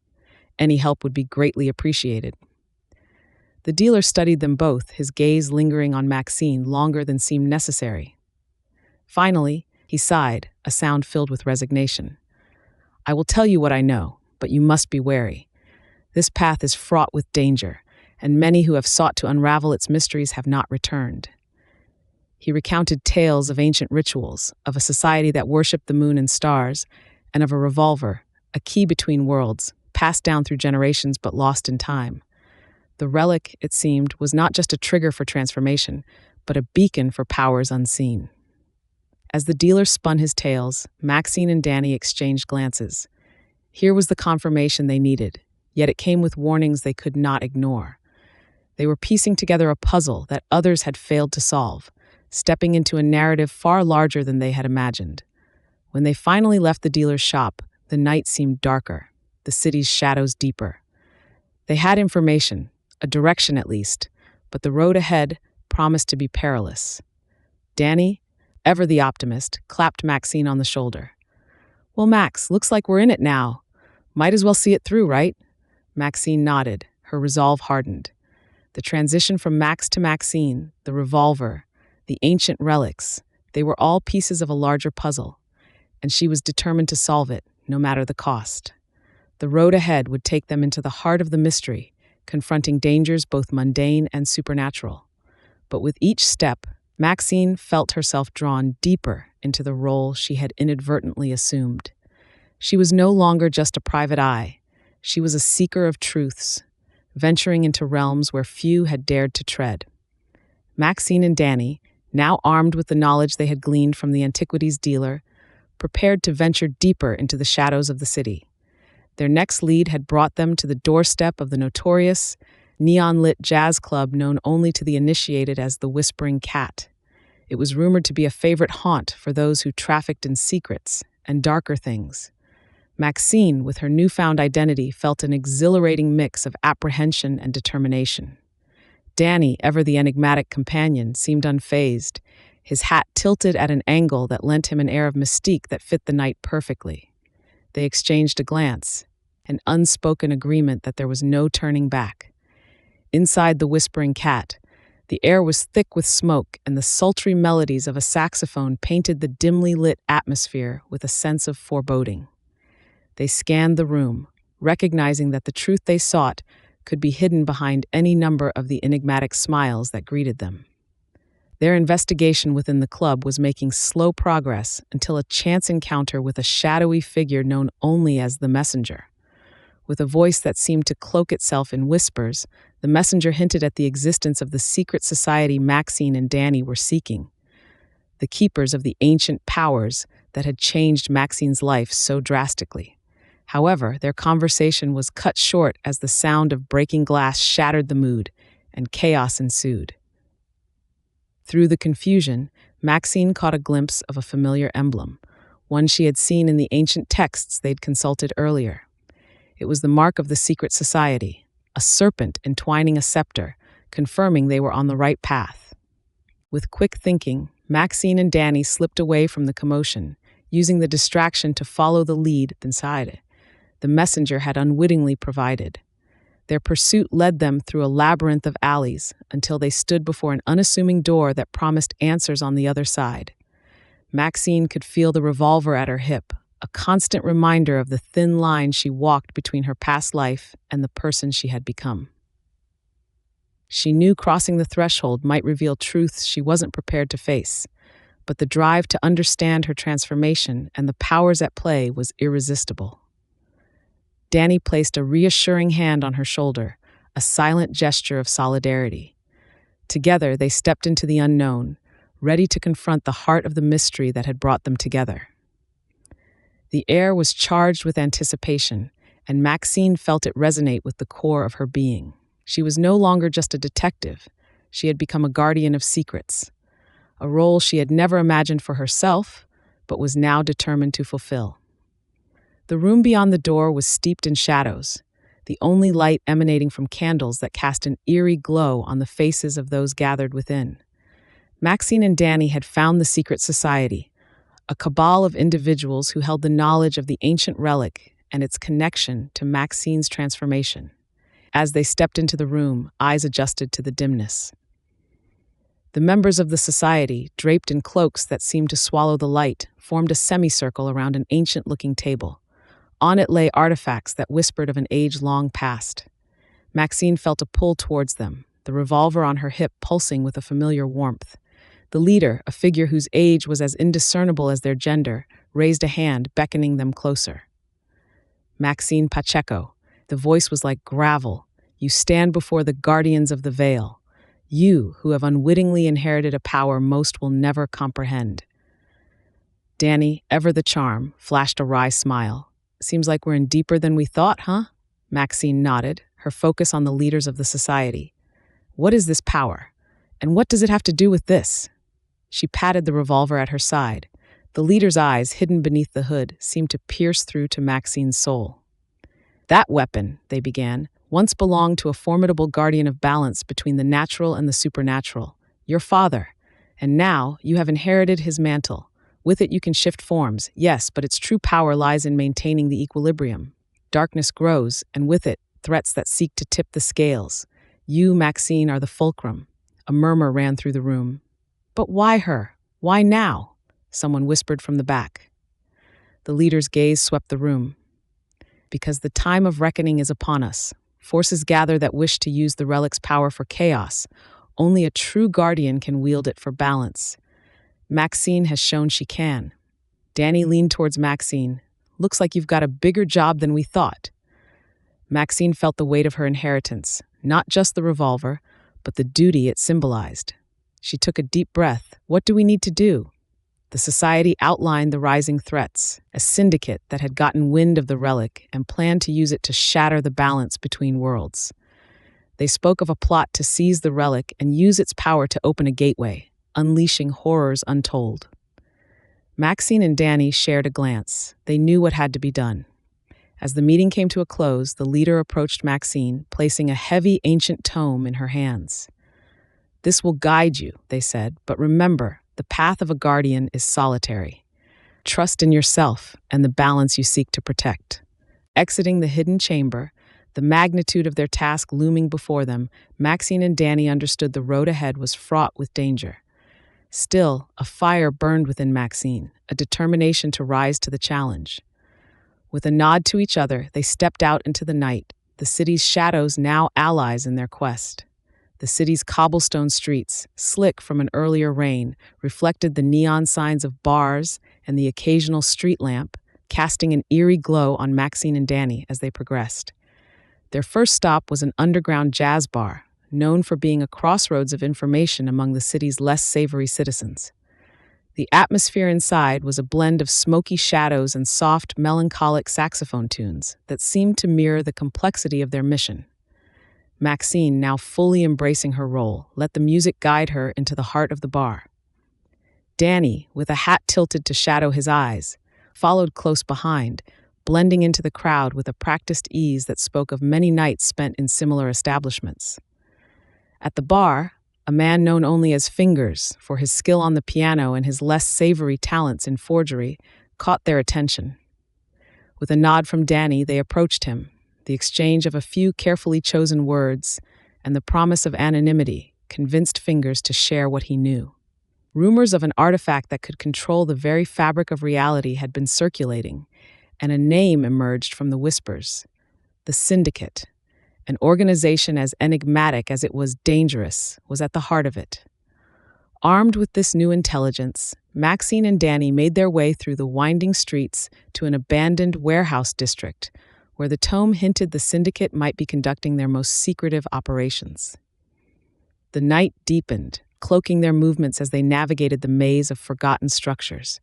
The confines of an old textiles factory, now a shadow of its bustling past, offered the cover they needed to observe. Hidden among the relics of industry, they watched as figures moved with purpose, their actions cloaked in secrecy. Maxine's intuition, sharpened by the tome's ancient wisdom, told her they were on the right path. Hours passed, blending into the rhythm of surveillance and anticipation. Then, as the first light of dawn threatened to reveal their presence, a revelation struck. The operation was larger and more complex than they had anticipated, involving not just the syndicate, but a network of allegiances twisted deep within the city's underbelly. As they retreated to the shadows to plan their next move, the weight of their responsibility pressed heavily upon them. The challenge was daunting, but the determination to protect the balance was stronger.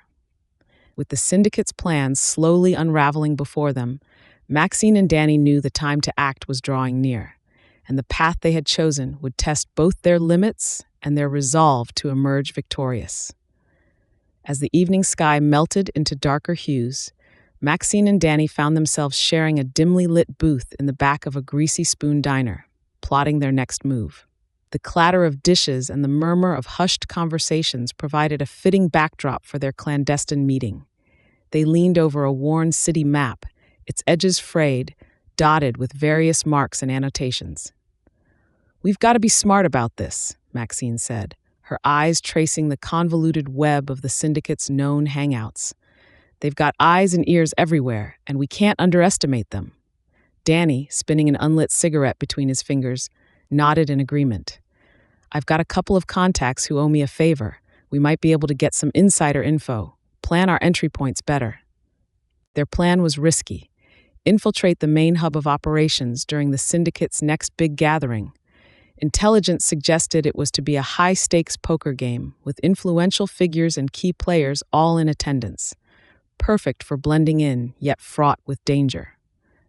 "We'll need disguises, and we have to familiarize ourselves with the layout. Can't afford any slip-ups," Danny added, his eyes meeting Maxine's. They shared a look of determination, aware of the stakes. In the days that followed, they put their plan into motion. Maxine revisited the familiar alleyways and shadowy corners of the city, gathering intel and observing routines. Danny's contacts came through with crucial information, including blueprints of the underground premises where the game was to be held. Preparing for the night felt surreal. Maxine, looking at her reflection as she adjusted the sleek, form-fitting attire that would help her blend in with the high rollers, felt a surge of adrenaline. The old revolver, a constant reminder of her father's legacy, was securely hidden but within easy reach. Danny, equally sharp in appearance, checked his equipment with a practiced eye. They were ready. As they set out into the night, the city's pulse seemed to match their own, a mixture of anticipation and anxiety. Their approach was methodical, moving through the shadows, avoiding any unnecessary attention. Reaching the venue's outskirts, they paused, exchanging a final glance of camaraderie. "Let's do this," Maxine whispered, leading the way. Slinking through the shadows with the grace of seasoned intruders, Maxine and Danny pressed on, the neon haze above casting long shadows on their path. The venue, an upscale establishment with a reputation for exclusivity, demanded a facade of confidence they both wore like second skin. They passed the bouncers with nothing more than a nod, their forged invitations flawless in execution. Inside, the atmosphere was charged with electricity, the air thick with anticipation and the heady aroma of wealth and desperation. The poker room lay beyond a maze of opulence, each step taking them deeper into the heart of the syndicate's empire. They found their table, the chips cold and heavy in their hands. Glances were exchanged, each player sizing up the other, unaware of the true stakes at play. Maxine felt the weight of the revolver against her hip, a reminder of the transformation that had brought her here and the mission ahead. She caught Danny's eye, a silent signal exchanged between them. The game began, a dance of wits and nerve. As the night progressed, Maxine's skills at the table grew apparent. She was not just playing cards, she was collecting information, observing tells, and listening to the whispers between hands. Danny played his part too, charming and distracting, drawing attention and deflection in equal measure. However, as they delved deeper, the danger became palpable. A tense encounter with a known enforcer tested their composure, but they managed to navigate the situation with a mixture of bluffing and sheer audacity. It was a close call, too close, but it bonded them further, an unspoken trust forming in the heat of the moment. Unexpectedly, the syndicate leader took a seat at the table, his presence altering the dynamics of the game. Maxine and Danny exchanged worried glances. This was not part of the plan. But they adapted, understanding that this was a rare opportunity to gather intelligence directly from the source. They played on, each hand more perilous than the last. As dawn approached, with the game reaching its climax, Maxine realized they had gathered enough evidence to dismantle the syndicate's operations. But they needed to extract safely, a task easier said than done, with the eyes of the underworld upon them. Danny the Hat Morton, sensing the tension, leaned closer to Maxine, whispering a plan so daring it made her nerves tingle with a mixture of anticipation and fear. "There's a back exit," he murmured, subtly nodding towards a scarcely noticeable door behind them. "But it's alarmed. I can disable it, but we'll need a distraction." Maxine, understanding the gravity of their situation, nodded. She scanned the room, her eyes landing on the ornate chandelier dangling precariously above the poker table. An idea sparked in her mind, and she shared her plan with Danny. They would need precise timing and a bit of luck. As Danny discreetly moved towards the door to tamper with the alarm, Maxine prepared herself for the act that would serve as their distraction. With a deep breath, she stood abruptly, causing a stir among the players. Pretending to stumble, she knocked over her chair, grabbing everyone's attention. At that moment, she hurled one of her shoes with practiced aim at the chandelier. The room plunged into disarray as the chandelier swung wildly, shards of glass raining down, creating the perfect cover for their escape. Danny quickly ushered Maxine towards the now unalarmed door, and they slipped through it into the dimly lit alley behind the warehouse. Their hearts raced as they heard shouts and confusion from the room they had just left. They knew it wouldn't be long before their absence was discovered. Darting through the maze of alleys, they dodged the occasional vagrant and stray cat, their breaths coming in short bursts. The weight of the evidence they carried felt heavy, a constant reminder of the risk they had taken. Just as they thought they were in the clear, the sound of footsteps echoed behind them. The syndicate's enforcers were on their trail, forcing Maxine and Danny into a frenetic dash. They needed to find somewhere to lay low, to assess their next move without getting caught. The stakes were too high, and they were far too deep to back out now. Breathless and with adrenaline coursing through their veins, Maxine and Danny weaved through the maze of backstreets, the sounds of pursuit a constant reminder of the danger on their heels. Dodging into the shadow, they paused, gasping for air, as the clamor of their pursuers momentarily seemed to fade into the distance. "This way," Danny whispered, grabbing Maxine's arm and pulling her towards an unassuming door nestled between the crumbling facades of the city's forgotten buildings. He knew the city inside out, a necessity of his trade, and now this knowledge was their ticket to safety, however fleeting it might be. The door led to a narrow staircase, creaking under their hurried steps, winding upwards into darkness. At the top, Danny pushed open another door, revealing an abandoned apartment that time had touched but not wholly claimed. The room was dust-laden, with streaks of moonlight cutting through the filth-encrusted windows, casting an eerie glow over the forgotten remnants of a life once lived here. They moved silently, checking each corner for signs of occupancy. Satisfied they were alone, Maxine and Danny allowed themselves a moment's respite. Danny went straight to a corner of the room and pulled away a heavy drape to reveal a faded map of the city, pinned to the wall and marked with various annotations. "We're here," he pointed out, his finger tapping on a secluded section of the map. "And we've got to figure out how to use what we've got against the syndicate without ending up at the bottom of the river." Maxine, still catching her breath, nodded in agreement. The evidence they had was explosive, capable of upending the city's criminal underworld, but only if they played their cards right. As they plotted their next move, an uneasy silence enveloped the room. The weight of their situation was palpable. A wrong move could spell doom not just for them, but for the fragile hope of justice in a city choked by corruption. The revolver, a constant reminder of her father's legacy, lay heavy on Maxine's hip. It was more than a weapon. It was a symbol of the transformation that had led her to this precise moment, tangled in a web of intrigue and danger. First things first, Danny broke the silence. We need to make some allies. It's not just the syndicate we're up against. It's the fear they instill. But if we can shake that fear, even just a bit, we've got a chance. Maxine looked at Danny, seeing not just a charming rogue, but a man driven by a code, an unlikely ally in her quest for truth. Together, they began to outline a plan that would either see them victorious or add their names to the city's long list of unsolved mysteries. Danny leaned back against the musty wall, the shadows playing over his features as he unfolded a well-worn notebook from his coat pocket. We start with the Whisperer, he said, mentioning a contact known for their extensive network. They're our best bet for getting the word out without alerting the syndicate too soon. Maxine nodded, her mind racing with possibilities and risks. And after that? Then we move on to Iron Jack Sullivan. He's got the muscle we might need if things go sideways, Danny elaborated, his gaze meeting Maxine's with a seriousness that belied his usual flippancy. Their plan was clear but perilous. Each contact brought them closer to their goal, but also closer to danger.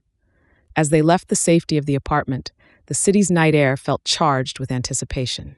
The streets hummed a low thrum of activity as they made their way to their first meeting. Their encounter with the Whisperer was shrouded in secrecy, a whispered conversation in a dimly lit back room of an inconspicuous cafe. Maxine felt the weight of her disguise, aware of the scrutiny they were under. Words were exchanged, promises made, and a sliver of hope kindled within her. They had an ally. Iron Jack Sullivan proved to be a mountain of a man with a reputation to match. His handshake was a vice that spoke volumes of his strength. Yet, in his eyes, there was an understanding, a shared recognition of the fight they were about to undertake. With a nod, he agreed to lend his support, no questions asked. As Maxine and Danny stepped out into the cool night, their alliance bolstered by these new additions, they knew the real work was just beginning. They had to tread carefully, for each step brought them closer to the heart of the syndicate's power. We're playing a dangerous game, Danny muttered as they blended into the night. Maxine glanced at him, her resolve hardening. A game we intend to win, she replied, the city's myriad lights reflecting in her determined eyes. Chapter 5, Secrets of the Past. The night's embrace enveloped Maxine and Danny as they maneuvered through the shadow-laden streets of the city, a labyrinth teeming with secrets and dangers. Their recent discovery about the ancient order of detectives to which Maxine's father belonged had not only redefined her understanding of her heritage, but also emboldened their resolve to confront the syndicate. The mystique of the revolver, now concealed beneath Maxine's coat, felt like a tangible connection to a legacy far greater than she had ever imagined. As they made their way to an old friend of Maxine's father, a retired detective known among the few who still remembered him as Iron Eddie Malone, they hoped he could shed light on the mysteries unraveling before them. The air hung heavy with anticipation as they approached the dilapidated building, serving as Malone's sanctuary from a past punctuated by cases that would have overwhelmed ordinary men. The door creaked open, revealing a room swallowed by darkness, save for the faint glimmer of a cigar ember in the far corner. Maxine, and Danny, I presume? The voice, roughened by years and tobacco, cut through the stillness. To what do I owe the pleasure, or rather, the desperation? Malone's silhouette emerged, leaning heavily on what looked like a cane, but bore the craftsmanship of something far more significant. Maxine stepped forward, her voice steady despite the whirlwind of emotions.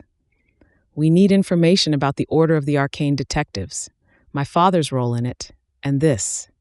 She carefully unveiled the revolver, its presence seeming to shift the very air of the room. Malone's eyes, reflecting a life riddled with secrets and sacrifice, fixed upon the weapon, a flicker of recognition, and perhaps fear, crossing his features. His response, when it came, was laden with the weight of memories long buried.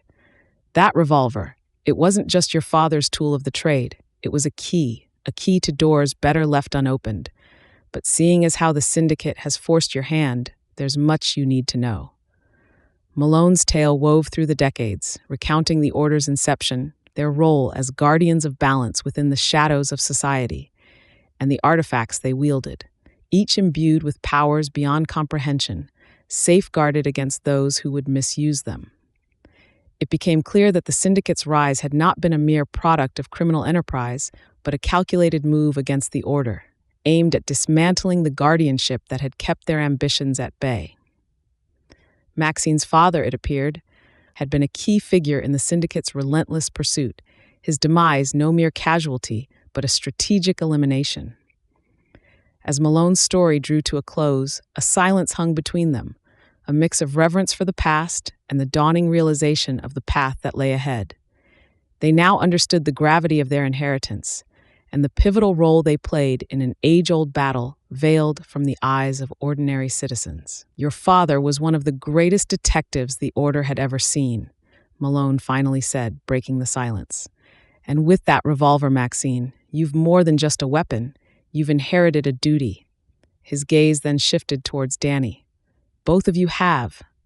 With newfound purpose, Maxine and Danny prepared to leave, the historical revelations fueling their determination. "We'll take the fight to the syndicate," Maxine declared, the revolver now feeling lighter, yet more significant at her side. "Be vigilant," Malone warned as they stepped back into the night. "The path you're about to tread is fraught with perils unknown, but remember, the darkest shadows are cast by the brightest lights. You're not just battling the syndicate, you're upholding a legacy." With Malone's words echoing in their minds, Maxine and Danny knew their journey had taken a turn towards an unknown that was as daunting as it was necessary. Their next steps required more than just courage. It demanded wisdom and the sort of cunning that had kept the Order in the shadows, protecting the balance unbeknownst to the world at large. The game had indeed become more dangerous, but it was one they were now fully committed to playing, for legacy, for justice, and for truth. Maxine's thoughts were a whirlwind as she and Danny left Iron Eddie Malone's safe house. The revelation about her father and the Order of the Arcane Detectives ignited something within her, a burning desire to follow in her father's footsteps and uphold the legacy that had been passed down to her, albeit in the most unusual of ways. With the revolver at her side, she felt an undeniable connection to a past she barely understood, yet yearned to explore deeper. Danny, ever the pragmatist, pulled out a tattered notebook and began jotting down names. "We're going to need more than just the two of us if we're going up against the syndicate," he stated matter-of-factly. It was impossible to disagree. The syndicate, a formidable opponent with its tentacles spread wide across the city's underbelly, would not be taken down by sheer will alone. They needed a plan, resources, and most importantly, allies. The duo decided their first step would be to visit Whispering Pete, an old contact of Maxine's father. Known for his extensive network and ears to the ground, Pete could provide them with valuable information on the syndicate's operations and potential weaknesses.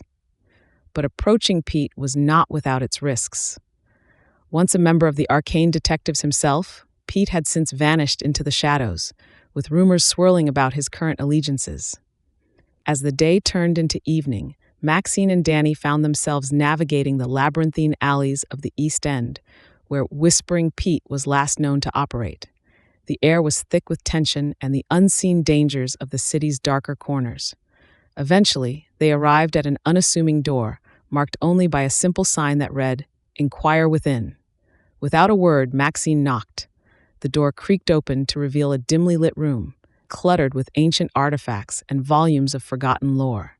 At the center of the chaos sat a man, seemingly expecting them. Whispering Pete, with his keen eyes that missed nothing, gestured for them to take a seat. "I've been expecting you, Maxine Pacheco," he began, his voice barely above a whisper. "Your father was a good man, one of the best the Order had ever seen, and it looks like the torch has been passed to you." He paused, eyeing the revolver on Maxine's hip with a mix of reverence and sorrow. "Onar's revolver. I never thought I'd see it again." Maxine leaned forward, eager to learn more. "You knew my father and his work with the Order?" "I did," Pete confirmed, nodding slowly, "and I know the burden that now falls upon your shoulders." He then delved into tales of the Order's battles against the darkness, the sacrifices made, and the secrets kept to ensure the safety of the unknowing world. With each story, Maxine and Danny's understanding of the task at hand grew, as did their resolve. The conversation eventually turned to the Syndicate, and Pete provided them with crucial intelligence. "They're strong and they're cunning, but they're also arrogant, and that can be their downfall," he counseled. "I can help you find their weaknesses, but tread carefully. They've got eyes and ears everywhere." With a plan beginning to take shape, Maxine and Danny thanked Pete for his guidance and made their way back to the streets, now armed with invaluable knowledge. There was much to do and little time to waste. The Syndicate wouldn't know what hit them. As they navigated the labyrinth of narrow alleyways that crisscrossed the underbelly of the city, Maxine felt the weight of her father's revolver against her hip, a reassuring reminder of the newfound purpose that had been thrust upon her. The secrets whispered by Whispering Pete had not only unveiled a hidden chapter of her father's life, but had also embedded within her a resolve to confront the Syndicate head-on. Their first stop was to see Elizabeth "Eagle Eye" Johnson, a sharpshooter whose talents in surveillance were unmatched. Maxine had known Elizabeth through her father's old contacts, and if anyone could help them keep an eye on the Syndicate's movements without being detected, it was her. Elizabeth's modest apartment, hidden away in a quieter part of the city, was their meeting point. "Liz, we need your eyes," Maxine began, detailing their plan and how critical a role Elizabeth would play in it. Elizabeth, a woman of few words, simply nodded, her expression hardened by years of observing the world through the lens of a scope. "Count me in," was all she said, but her commitment was clear. Their next recruit was Tommy Gun Garcia, an expert in weaponry and tactical strategy. Tommy had fallen out with the Syndicate years ago and had his own scores to settle. When Maxine and Danny explained their plan and how Tommy's expertise could tip the scales in their favor, he was more than eager to join their cause. His workshop, filled with custom gadgets and weaponry, would serve as their arsenal. With each new ally, Maxine felt the tide beginning to turn. Their squadron was diverse, skilled, and most importantly, motivated by a shared desire to see the Syndicate's downfall. But gathering allies was only the first step. The real challenge lay in putting their plan into action without alerting the Syndicate to their movements. Maxine knew that stealth and surprise were their greatest advantages. As the evening drew in, the team gathered around a battered old table in the back of Tommy's workshop, poring over maps and schematics, whispering plans and contingencies. With each passing moment, Maxine's transformation into the detective her father had always been seemed to solidify. She was no longer just playing a role. She was living it, embodying the spirit of justice her father had fought for his entire life. Yet, amidst the strategizing and plotting, Maxine couldn't shake off the feeling that there was still more to learn about the revolver and the ancient order her father had been a part of. The whispers of the past seemed to linger in the air, suggesting that the revolver was not just a tool, but a key to unlocking deeper mysteries. It was a thought Maxine shielded with the group, casting a glance at the weapon that had changed her life in ways she could never have imagined. The road ahead was fraught with danger, but also with the promise of revelation and redemption. The Syndicate wouldn't know what hit them. As the sun dipped below the horizon, casting long shadows over the city's decrepit buildings, Maxine, Elizabeth, Tommy, and Danny huddled around a set of blueprints sprawled across the surface of Tommy's workbench. Each blueprint detailed a different Syndicate hideout, marked with potential entry points, guard rotations, and thanks to Elizabeth's unparalleled intelligence gathering, the locations of key assets. "Okay, team," Maxine began, her voice steady and commanding, a stark contrast to the unsure woman who had first stepped into Tommy's workshop. "Tonight, we hit them where it hurts.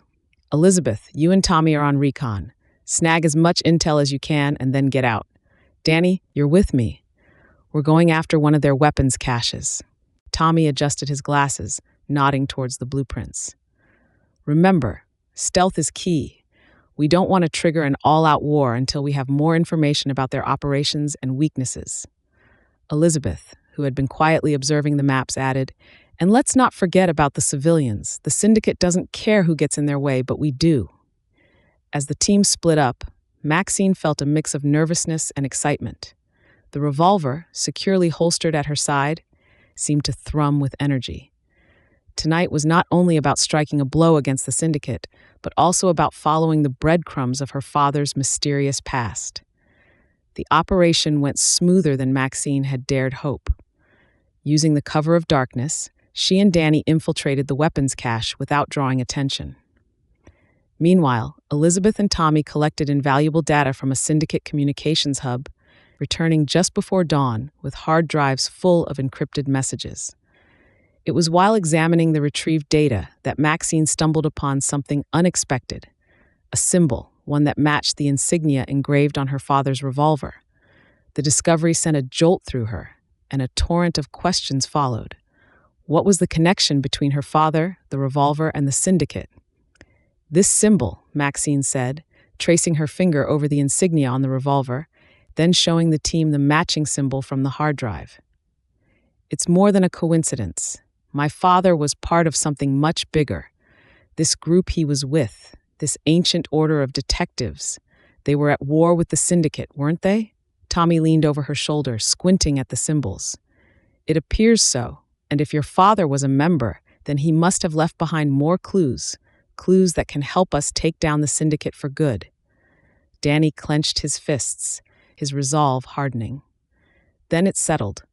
We find those clues, uncover the ancient order's secrets, and use them to bring the syndicate to its knees.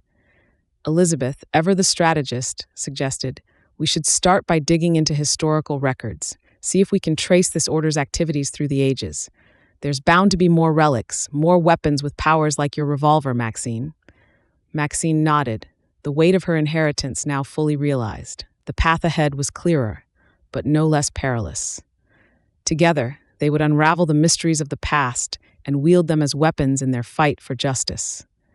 As dawn broke over the city, the team gathered their tools and the secrets they had unearthed. Their first foray into the dark underbelly of the syndicate's empire had been a success, but it was only the beginning. Maxine looked at the faces of her companions, each marked by determination and a hint of fear. They were in this together, come what may. The next day found Maxine and her crew in the depths of the city's grand library, a towering edifice of knowledge that seemed almost sentient in its silence. Elizabeth, with her knack for research, had already commandeered a dusty table and was elbows deep in ancient texts, her brows knit in concentration. Tommy and Danny scoured the digital archives, their fingers flying over keyboards with practiced ease. Maxine, meanwhile, found herself drawn to a secluded corner where the most enigmatic tomes were kept under lock and key. With a librarian's hesitant approval, she laid her hands on a leather-bound volume so old it seemed to whisper secrets through its cracks.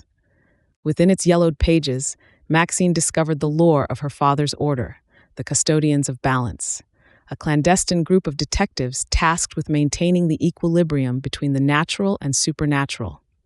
Each member was chosen by fate and gifted an artifact of power, the nature of which was as varied as it was mystical. Her father's revolver, named Veritas, was one such artifact, imbued with the power to reveal truth in its many forms. The Custodians, she learned, had been instrumental in thwarting threats that sought to disrupt the fabric of reality, their deeds shadowed in secrecy and often mistaken for the whispers of legend. As Maxine absorbed the histories of countless unsung heroes, a realization dawned upon her. The symbol they had found, a balance scale superimposed over an eye, represented the Custodian's creed, truth and justice balanced against the darkness. But with knowledge came more questions. Who had targeted her father, and why? What had become of the other artifacts and the custodians who wielded them? The web of intrigue seemed to grow with every detail uncovered, but so too did Maxine's resolve. "Hey, Max," Tommy called, breaking her concentration. You might want to see this." He beckoned her over to a computer screen where an article was displayed, detailing a recent theft of a peculiar item from a private collection, a mirror rumored to show things as they truly were, not as they appeared. The article mentioned a symbol found at the crime scene, identical to the one they were investigating. A silent agreement passed between them. Their next step was clear. They needed to find this mirror and whoever had stolen it. The threads of their investigation were beginning to weave together, painting a picture larger and more complex than any of them had anticipated. Secrets about her father's past and the revolver's origins had led them to the brink of a discovery that could shake the very foundations of their reality. The dim light of the library study room flickered as Maxine and her team pored over the documents and digital archives sprawled across the table. The weight of centuries seemed to press down on them as they unearthed tales of the custodians of balance, an order shrouded in mystery and bound by a creed as old as time. Maxine's fingers traced the symbol of the balance scale over an eye, etched into the margin of an ancient manuscript. "There's something fundamentally powerful about this symbol," she murmured, lost in thought. Her gaze then shifted to the digital tablet, displaying a translated document that illuminated their understanding of her father's artifact, Veritas. This revolver wasn't just a weapon, it was a key to unlocking potentials within oneself, governed by the balance of justice, she read aloud.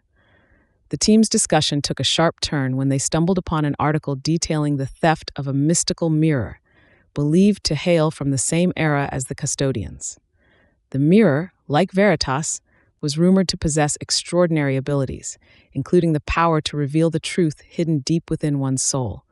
If the mirror and Veritas were created by the custodians, they might work in conjunction. Finding that mirror could give us insights not just into my father's past, but also into the nature of these artifacts, Maxine contemplated, a determined glint in her eye. The decision was made. The team would track down the mystical mirror and the thief behind its disappearance. "We need to move quickly," Maxine insisted, her resolve hardening. "Whoever stole that mirror understands its value and might be seeking to exploit its power." As they gathered their notes and prepared to leave the library, an unexpected clue presented itself. A librarian, overhearing their conversation, mentioned an old legend she'd read about a guild of thieves that had once tried to steal from the custodians themselves. The guild was rumored to exist in shadows, moving swiftly and silently to acquire objects of great power, she explained, her eyes wide with the thrill of sharing a secret. This new piece of information sent a shiver down Maxine's spine. The possibility that such a guild could be involved in the mirror's theft added layers of danger to their quest. Nonetheless, it also provided them with a starting point. "Thank you," Maxine said to the librarian, her voice steady but her mind racing. "You may have just given us the lead we desperately needed."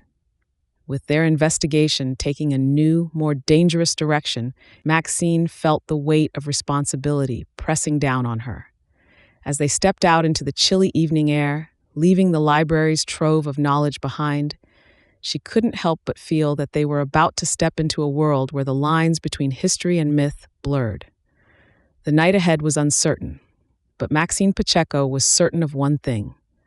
She would follow this path wherever it led, driven by a desire for truth and justice that had been instilled in her by her father's legacy. The cool air of the city at night wrapped around Maxine like a shroud, yet it did little to dampen the fire within her. The streets were a maze, alive with whispers and shadows, but she navigated them with the confidence of someone who had come to embrace her new identity and the mysteries it entailed. Maxine, along with her trusty sidekick, a streetwise cat named Whiskers, who seemed to have an uncanny ability to sniff out trouble, made their way to the seedier part of town. It was here, in a place where the light of justice seldom shone, that Maxine hoped to find the first threads of the web that entangled her father's past and the secret societies that lurked in the shadows. The taproom of the Dancing Gargoyle was dimly lit and reeked of spilled ale and sour secrets. Maxine adjusted the brim of her hat, feeling the revolver's weight against her hip, a constant reminder of the legacy she carried. Hushed conversations ceased as she made her entrance, her presence a question mark in the nightly routine of the establishment's dubious clientele. "Whiskers, keep your eyes open," she whispered, making her way to the bar. The cat's eyes glinted in agreement, darting off into the shadows to play his part. Maxine's investigation had led her here, following rumors of a secret auction where items of significant and mystical power were traded like mere commodities. If there was any truth to the whispers of a mystical mirror that could unveil the deepest truths, it would start in a place like this. She struck up a conversation with the bartender, a man with a face as weathered as the docks and eyes that had seen too much yet revealed nothing. With a blend of charm and veiled threats, she gleaned bits of information, names, places, and most importantly, the existence of a meeting that very night. It was a gathering of those who sought the forbidden and the powerful, and it was her best chance at uncovering more about the order her father was part of, and the thieves' guild that seemed to be a step ahead of her. As Maxine left the dancing gargoyle, a shadow detached itself from the alley beside the tavern and followed. She was aware of her tale, but she didn't let on. Instead, she led them on a winding path through the city, her mind racing to piece together the puzzle. The night was still young, and the deeper she delved into the underbelly of the city, the more she realized that her father's legacy was more complex and dangerous than she had ever imagined. The revolver on her hip felt heavier with every step, a reminder of the responsibility she had inherited. But as she moved through the darkness, following the thread of the mystery that had entrapped her, Maxine felt a rush of exhilaration. For the first time since embarking on this journey, she felt close to unraveling the secrets that had eluded her, and with Whiskers by her side, she was determined to see it through to the end. The crisp night air carried a blend of mystery and danger as Maxine and Whiskers' steps echoed through the dimly lit alleyways of the city. The faint glow of the moon illuminated their path, casting long shadows that seemed to dance with each fleeting moment. Despite the apparent risk, Maxine's resolve was unwavering. The intriguing possibility of uncovering more about the mystical revolver, its enigmatic origins, and her father's concealed past propelled her forward. Whiskers, ever the loyal companion, padded silently at her side, his keen senses on high alert for any sign of the shadowy figure that had been tailing Maxine since she left the dancing gargoyle. As they navigated through the labyrinthine streets, whispers of the secret meeting fluttered through the undercurrents of the city's night air. The location, veiled in secrecy, had proven challenging to pin down, but a few murmured conversations overheard at the tavern had provided Maxine with enough leads to pursue. Finally, after what seemed like hours of cautious tracking, they arrived at an abandoned warehouse nestled in the shadow of the city's forgotten industrial zone. It was here, among the relics of an era long past, that the underground auction was rumored to take place. The building loomed like a sentinel, its towering silhouette a stark contrast to the decay that surrounded it. Maxine paused at the entrance, her instincts telling her to proceed with caution. She couldn't shake the feeling that eyes were watching from the shadows, monitoring every move she made. With a nod to Whiskers, they slipped inside, the darkness enveloping them like a cloak. Inside the warehouse, the atmosphere was electric. Hushed voices, the clink of glasses, and the occasional sharp laugh cut through the air, weaving a tapestry of anticipation and secrecy. Maxine could see figures moving in the dim light, their features obscured, as they navigated the space between crates and makeshift stalls. At the heart of this clandestine gathering, an auction was underway, mystical items on display for those with the means and the knowledge to acquire them. Maxine's heart raced as she scanned the room, searching for any sign of the mirror that was so intrinsically linked to her quest. As she moved deeper into the warehouse, she remained vigilant, keenly aware of the importance of maintaining her disguise. The revolver, securely fastened at her hip, seemed to pulse with an energy that bolstered her confidence. The shadowy figure that had followed her seemed to have disappeared, or perhaps it was merely biding its time, watching from the depths of the room. Maxed. In maneuvered through the dense crowd, Whiskers close at her heel. Their steps were silent, a dance of shadows among the dimly lit figures that thronged the warehouse. The auction was like none Maxine had ever seen. A bizarre bazaar of the arcane and the occult. Objects that seemed to defy the laws of nature were displayed with a casualness that belied their potential power. As she passed a table laden with what appeared to be ancient manuscripts glowing faintly, Maxine's gaze was caught by a small, innocuous-looking object at the next table. It was a compass, its surface tarnished by time, but unmistakably belonging to her father. She remembered it resting on his desk, a fixed point in the chaos of his study. Maxine edged closer, pretending to inspect a gaudy, bejeweled dagger while she kept her attention on the compass. This belonged to my father, she thought, a mixture of confusion and intrigue swirling within her. How did it end up here, in this clandestine gathering of the occult? Her father had never spoken of any society or hinted at the depths of his involvement with the arcane. It was a piece of the puzzle she hadn't even known was missing. As she reached out to touch the compass, a hand firmly clasped her shoulder. Maxine tensed, ready to confront whoever dared to challenge her. She turned swiftly, only to find herself staring into the eyes of a tall, dark figure draped in a cloak. It was the shadowy figure that had been tailing her, now materialized from the shadows to confront her directly. The figure's gaze was intense, and Maxine felt a chill ripple through her. "You should not be meddling in things you do not understand," the figure spoke, the voice a curious amalgamation of menace and concern. "Your father was a great man, but even he had secrets that were best left untouched." Maxine, her hand inching towards the revolver at her hip, replied defiantly, "I intend to uncover those secrets, and nothing will stand in my way. Not even you." The figure seemed to consider her for a moment, then, with a gesture that appeared almost regretful, withdrew a small object from the cloak and placed it in Maxine's hand. It was a key, ornate and ancient-looking, with symbols that seemed familiar yet unknowable. "This belonged to your father," the figure said, disappearing into the crowd as suddenly as they had appeared. Maxine stood there, the key in one hand, the compass in the other. The pieces were beginning to come together, but each answer unearthed more questions.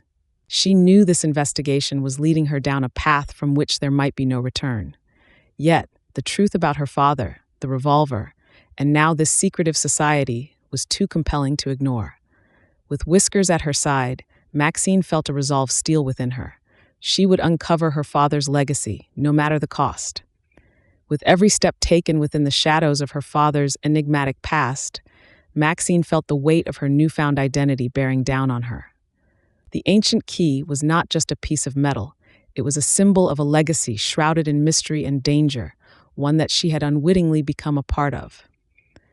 The brisk night air did little to cool Maxine's swirling thoughts as Whiskers trailed closely, his own senses on high alert.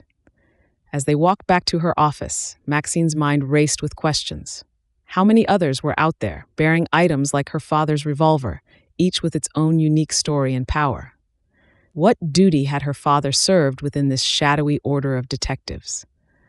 More importantly, how did his possession of the revolver and this apparent membership affect the circumstances of his untimely departure from this world? The following day, Maxine's search for answers took her to the city's historical society, a place she recalled her father speaking of with reverence. Inside, amidst the musty scent of aged paper and the soft murmur of the few visitors, Maxine found herself drawn to a restricted section, access granted by the very key that had been entrusted to her. Rows upon rows of leather-bound books, their spines embossed with symbols unfamiliar yet oddly resonant, lined the shelves. Her fingers brushed against the dusty tomes, each touch sending whispers of old secrets coursing through her veins.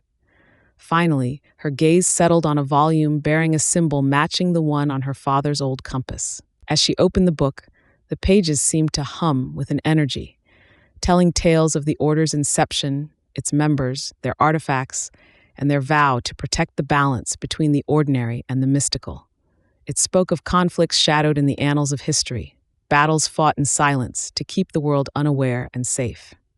Maxine's attention was caught by a chapter detailing the artifacts, described as tools of providence, objects imbued with powers far beyond human understanding. The revolver, her revolver, was listed among them, described as a weapon of truth, granting its wielder the ability to see the world through the veil of illusions, and in her case, perhaps even the ability to transcend the conventional limitations placed upon her. As she absorbed the knowledge within the yellowed pages, Maxine felt a connection to her father she had never known. He hadn't been just a detective. He had been a guardian of balance, a keeper of secrets so profound that their revelation could twist the fabric of reality itself. Emerging from the historical society, Maxine knew her journey had only just begun. What lay ahead was a path fraught with danger and revelations that could either make or break the world as she knew it. But she was not alone. She had Whiskers, her father's legacy, and now a sense of purpose that transcended her initial quest for identity. As the sun dipped below the horizon, casting long shadows across the city, Maxine made her way to a meeting with an individual whose name she had discovered in the annals of the Order, hoping they could shed light on the current whereabouts of the Order's members, and perhaps her father's role in a conflict that seemed to be far from over. The name she'd found was Edgar Valance, a person enshrouded in as much mystery as the Order itself.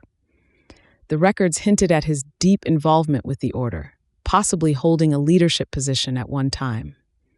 Maxine approached the address listed, an old bookstore nestled between modern coffee shops and boutiques, its facade whispering tales of yesteryears. Inside, she was greeted by the musty scent of old books and the sight of a man who seemed as ancient as the stories his store housed. He introduced himself as Edgar, and confirming Maxine's suspicions, knew immediately why she was there. "Your father was a remarkable man," Edgar began, his voice raspy with age, yet clear.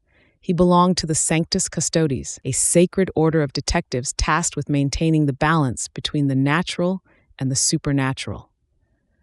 "Your revolver," he gestured towards the hidden weapon, "is one of the relics of Virtus, artifacts of great power bestowed upon our order's most deserving members." Maxine listened intently as Edgar recounted tales of her father's bravery and ingenuity, of battles fought in the shadows against forces that sought to disrupt the world's fragile equilibrium. It was a legacy of courage and duty she had been unaware of, and with each word she felt a swelling pride mixed with a daunting sense of responsibility. "And now," Edgar's tone shifted, grave and somber, "it seems the balance is threatening to tip once more. Dark forces long dormant are stirring. Your father's death was no accident. It was a message, a declaration of war on the Sanctus Custodes.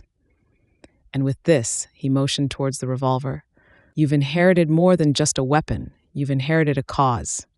The revelations rocked Maxine to her core. Her quest to understand her father's legacy had unveiled a world she had never imagined, a world where she now had a pivotal role. Before she parted, Edgar handed her a small, leather-bound book. "This was your father's journal," he said. "It contains everything you need to know about the Order, the relics, and the enemies we face." As Maxine left the bookstore, revolver by her side and her father's journal in her hands, she knew her life had changed forever. The fight her father had waged in the shadows was now hers to continue, and with it, the chance to become the detective she was always meant to be. Stepping into the cool evening air, Maxine felt a resolve stealing within her. The journey ahead was fraught with danger, but she was no longer just Maxine Pacello. She was a custos of virtue, a keeper of the balance, and she was ready to face whatever darkness awaited. Chapter 6, Close Calls. With Edgar Valance's words echoing in her mind, Maxine hit the pavement, her steps brisk, each one taken with newfound purpose. The journal tucked securely under her arm felt more like a sacred tome than mere pages bound together. It was the key to unlocking the mysteries that her father had left behind, a roadmap through the tangled web of secrets and danger that lay ahead. Maxine knew that the Sanctus Custodes had enemies, dark forces that sought to tilt the balance toward chaos and destruction. She had to be swift, yet cautious. The revolver, an extension of her will, hung heavily by her side, a constant reminder of the dual nature of her legacy. The night was unusually quiet, the usual cacophony of the city subdued into a whispered murmur. It was as if the city itself was holding its breath, waiting for the tempest that was to come. Max proceeded to the address noted in her father's journal, a location that Edgar Valance had carefully pointed out as being of significant importance. It was an old, nondescript warehouse on the outskirts of town, the kind of place that could easily be overlooked. But as Maxine approached, the sensation of danger palpitated in the air, sending shivers down her spine. As she made her way inside, the shadows seemed to move of their own accord, stretching and twisting into menacing shapes. It was here, amidst the dust and echoes of the past, that Maxine felt the first ripples of opposition. An ambush had been set, and she barely noticed the first volley of gunfire, rolling behind an old shipping crate for cover. The journal had warned of the custody's enemies, but facing them in person was a wholly different beast. She returned fire, the revolver's bark loud in the confined space. Each shot was guided by an unseen force, striking her assailants with unerring accuracy. The gunfire ceased, replaced by the heavy breaths of survivors and the injured. Maxine emerged from her cover, her eyes scanning the dimly lit warehouse for any further threats. She had hoped to find answers here, but it seemed the only thing she had found was more questions.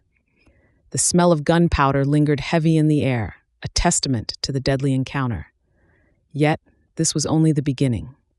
The journal spoke of many such havens of darkness, each holding a piece of the puzzle she sought to solve. With no time to waste, Maxine and Danny delved deeper into the city's secrets, guided by the whispers of the past and the clues her father had left behind. Their journey took them through the winding streets and down into the city's underbelly, where the forgotten and the forsaken dwelled. It was here, in the bowels of the city, that they found themselves ensnared in a web of deceit and treachery.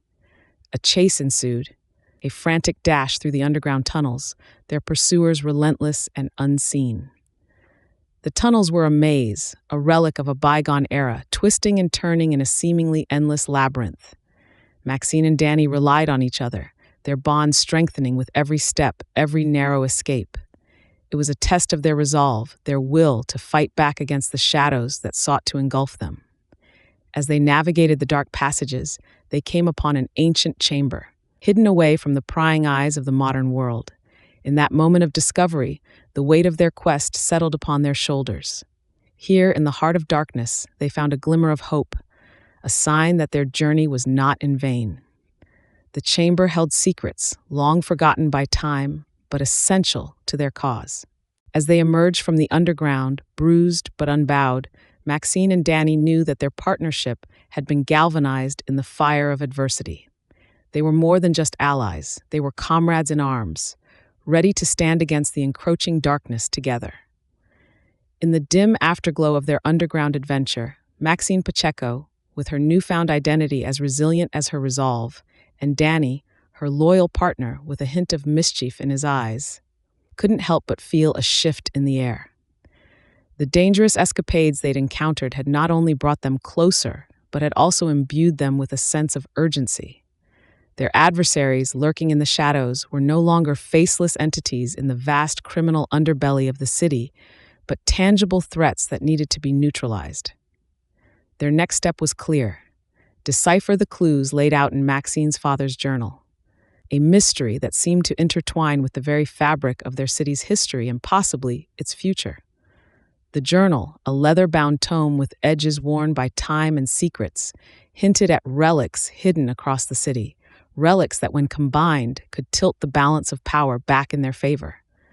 Danny, with his keen eye for detail, suggested their first stop, the old lighthouse on the outskirts of town, rumored to be haunted and abandoned, yet featured prominently in her father's notes. The drive to the lighthouse was filled with charged silence, each lost in thought. The city's skyline receded in the rearview mirror, and as they approached, the lighthouse stood sentinel on the rocky shore, its presence both foreboding and inviting. Dusk had begun to settle, casting long shadows that danced with the flickering light of the lighthouse, automated and unattended, yet seemingly alive. Maxine, feeling an inexplicable pull towards the structure, sensed that the answers they sought were not solely within the lighthouse, but buried deep in its history and the land it guarded. As they ascended the narrow spiral staircase, the air grew colder, denser, charged with whispers from the past. At the apex, they found not a traditional beacon, but an intricate contraption that seemed to harness the very essence of the elements around it, pointing to a location deep in the heart of the city. Their gaze fell on a map, expertly hidden within the mechanism, a map that outlined the locations of the remaining relics, each site marked with symbols that matched those in her father's journal. Suddenly, the past and present converged, revealing a path that was fraught with danger, but promised the key to unraveling the mystery. Maxine and Danny looked at each site, their determination reignited. The road ahead was daunting, but together they felt invincible. As they prepared to descend, a chill wind whispered through the lighthouse, carrying with it the echo of her father's voice. The truth lies not in the light, but in the shadows. With the map as their guide and their resolve as their weapon, they were ready to chase the shadows and illuminate the truth. As Maxine tucked the map into the inside pocket of her leather jacket, she felt an electric thrill of anticipation weaving through her nerves. Danny, ever the cautious sidekick, scanned the decrepit interior of the lighthouse, half expecting shadows to leap into life. "So this cemetery," Danny broke the charged silence. "It's not exactly a tourist spot, huh?" Maxine flashed a grim smile. "No, it's more of a whispered in hushed tones kind of place. But it's where we need to go." Her resolve was as unbreakable as the revolver that changed her destiny. Navigating the city's underbelly required more than just a map. It demanded an intimate knowledge of its shadowy arteries and unseen veins. Fortunately, Maxine possessed such knowledge, having spent countless nights tailing suspects through the maze of alleys and tunnels that made up the city's forgotten framework. Their journey began under the cloak of night, under the guise that darkness could be their ally as much as it could be their enemy. The city buzzed with a different energy at night, alive with the unseen and the unspoken. As they approached the entrance to the underground tunnels, Danny's unease grew palpable. "Are you sure about this, Maxine? There has to be another way." "It's the fastest route," Maxine replied with unwavering confidence, though her heart thrummed with adrenaline. "And the most dangerous," she added internally, knowing full well that what awaited them was not for the faint of heart. The tunnels were a labyrinth, a dark web spun beneath the city where light dared not tread. Every step echoed ominously, as if the very ground whispered secrets meant only for the dead. It was here, in the bowels of the city, that they encountered their first test. A gang of smugglers, known for trafficking in forbidden relics, made their lair within these tunnels. Maxine and Danny stumbled upon a rendezvous, narrowly avoiding a confrontation that would surely have ended in bloodshed. Instead, they became shadows themselves, weaving through the darkness with breaths held tight until they emerged, hearts pounding on the other side. But danger had a way of following closely on their heels. As they neared the exit that would lead them to the cemetery, a guttural growl echoed through the tunnels. A massive shadow detached itself from the darkness, its eyes glowing with a hunger that chilled Maxine to the bone. "Run!" was all she could shout before the beast, a creature born of nightmares and whispers, launched itself at them. A wild chase ensued, with Maxine and Danny pushing their bodies to their limits. They dashed through narrow passages, vaulted over debris, and slid under low-hanging obstacles, all while the creature's snarls grew louder, closer. It was a testament to their desperation and determination that they emerged into the moonlit tranquility of the cemetery, panting and covered in the grime of the city's underbelly. Behind them, the creature howled in frustration. Its prey escaped. They had survived, but this was only the beginning. Before them lay the cemetery, shrouded in mist and mystery, the final resting place of those who knew secrets now lost to time. And somewhere within its silent embrace lay the key to unlocking the first relic.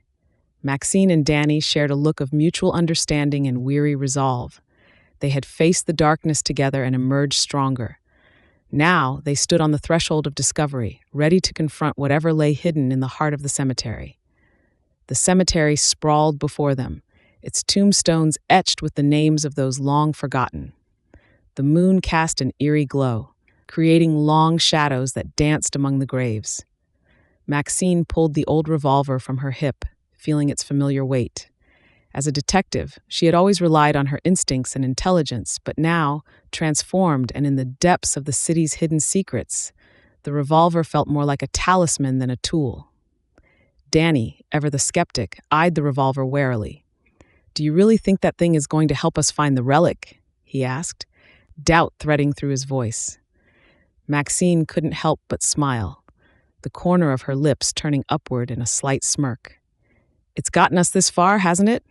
she replied with a confidence she didn't truly feel. They both knew that the journey ahead was fraught with danger, but the revolver seemed to imbue Maxine with a sense of purpose she had never known before. As they ventured deeper into the cemetery, the air grew thick with mist, swirling around the gravestones like a living thing. Suddenly, Danny froze, his hand shooting out to stop Maxine. "Did you hear that?" he whispered, his voice barely audible. Maxine listened intently, straining her ears. There it was again, a faint, almost imperceptible sound, like the rustling of leaves or the whisper of fabric. The sound led them through the maze of headstones, drawing them ever deeper into the cemetery's heart. Finally, they came upon an ancient crypt, its door ajar, beckoning them inside. The inside of the crypt was shrouded in darkness, the air heavy with the scent of decay. Maxine's heart pounded in her chest as she stepped forward, the beam of her flashlight cutting through the gloom. There, in the far corner of the crypt, sat an ornate coffin, its surface covered in cryptic symbols and markings. "This has to be it," Maxine breathed, her voice reverberating off the stone walls. Danny nodded, his expression serious. Together they approached the coffin, aware that the relic they sought lay within. But as Maxine reached out to touch the coffin, a sudden gust of wind extinguished their lights, plunging them into darkness. Maxine could feel her heart racing, the sound deafening in the silence of the crypt. Then, amidst the fear and the dark, there came a low, guttural growl, echoing through the crypt like a warning from beyond. Maxine and Danny stood back to back, the revolver clenched tightly in Maxine's hand. Whatever lay in wait in the darkness, they were ready to face it together. The darkness seemed to press in on them, almost tangible in its thickness. Maxine's heart thudded in her chest, a stark contrast to the eerie silence that enveloped them. The growl came again, this time closer, more threatening. Instinctively, Maxine tightened her grip on the revolver, her other hand finding Danny's in the darkness. They stood frozen, waiting for whatever was hidden in the shadows to reveal itself. Then, as quickly as it had vanished, a sliver of light returned. The crypt's door, forgotten in their panic, creaked open wider, letting in the faint moonlight. It was just enough to outline the source of their fear. Crouched on top of the ancient coffin, its eyes a pair of glowing orbs in the dim light, was a creature that seemed to be a grotesque blend of man and beast. Its breath came in harsh, ragged gasps, fogging up the air around it. Maxine felt a surge of determination. Whatever this thing was, it stood between them and their goal. She stepped forward, revolver raised, the metal cold against her palm. The creature hissed, a sound that sent shivers down her spine, but Maxine stood her ground. "Danny, when I say now, shine the light directly on it," Maxine whispered, her voice steady despite the pounding of her heart. Danny nodded, understanding flashing in his eyes. They had one chance to end this. With a deep breath, Maxine counted under her breath. "Now!" At her command, Danny directed the beam of his flashlight straight at the creature, illuminating its hideous features. The sudden light seemed to stun it, and Maxine didn't hesitate. She fired the revolver. The shot echoed off the stone walls, a sound so loud in the confined space that both Maxine and Danny flinched. But it hit its mark. The creature let out a howl of pain and anger, staggering back, then turned and fled into the depths of the crypt, disappearing into the darkness once more. For a moment, Maxine and Danny stood in silence, the adrenaline slowly ebbing from their veins. Then, shaking, they turned back to the coffin. The relic was still their mission, and now that the immediate threat was gone, they had to seize the opportunity. Carefully, they approached the coffin again, this time undisturbed as they lifted the heavy lid. Inside, nestled among centuries-old dust and decay, lay the relic they had been searching for.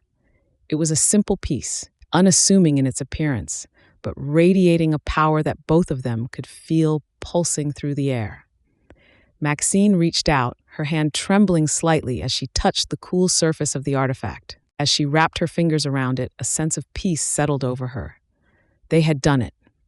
They had secured the relic and, with it, a chance to solve the case that had brought so much danger into their lives. But even as they celebrated their victory, they knew that securing the relic was only the beginning. The forces that sought it were still out there, and Maxine and Danny had just escalated themselves from nuisances to threats in their eyes. Stepping out of the crypt, the relic safely tucked away, they looked at each other. Their partnership solidified in the night's ordeal. Together, they headed back to the surface, ready to face whatever challenges lay ahead. The chill of the night air did little to cool the adrenaline that pumped through Maxine's veins as she and Danny made their way through the labyrinth of the city's underground tunnels. The relic, a talisman of ancient origins, felt heavy in Maxine's pocket, a constant reminder of the perilous path they had chosen. Their footsteps echoed on the damp cobblestones, a soft symphony in the otherwise silent night. Maxine couldn't shake the feeling of being watched, a sensation that grew with every step they took. It wasn't long before the quiet was shattered by the screeching of tires on the pavement above.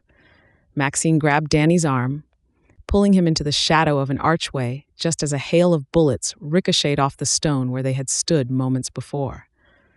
"This way," Danny whispered, leading Maxine through a barely visible door in the wall.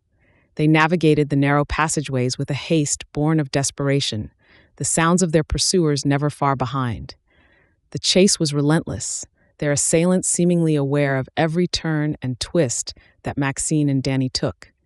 But Maxine, drawing on a wealth of knowledge from her previous life as Max, coupled with her newfound insights as Maxine, began to predict and counter the moves of their followers.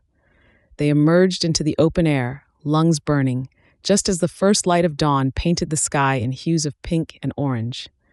Ahead lay the city's old industrial quarter, a maze of abandoned factories and warehouses that promised refuge or entrapment.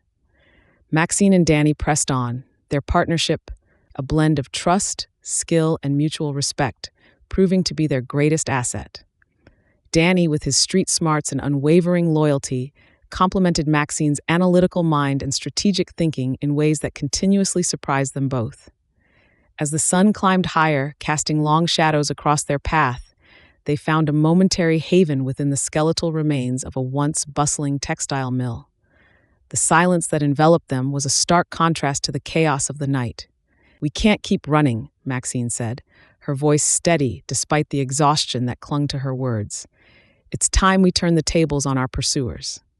Danny nodded, his eyes reflecting a resolve that matched Maxine's. Together, they began to lay out a plan, drawing on the element of surprise to take their enemies head-on. The relic, though its full powers remained a mystery, seemed to pulse with energy, as if approving of their decision. The partnership between Maxine and Danny had evolved beyond mere companionship.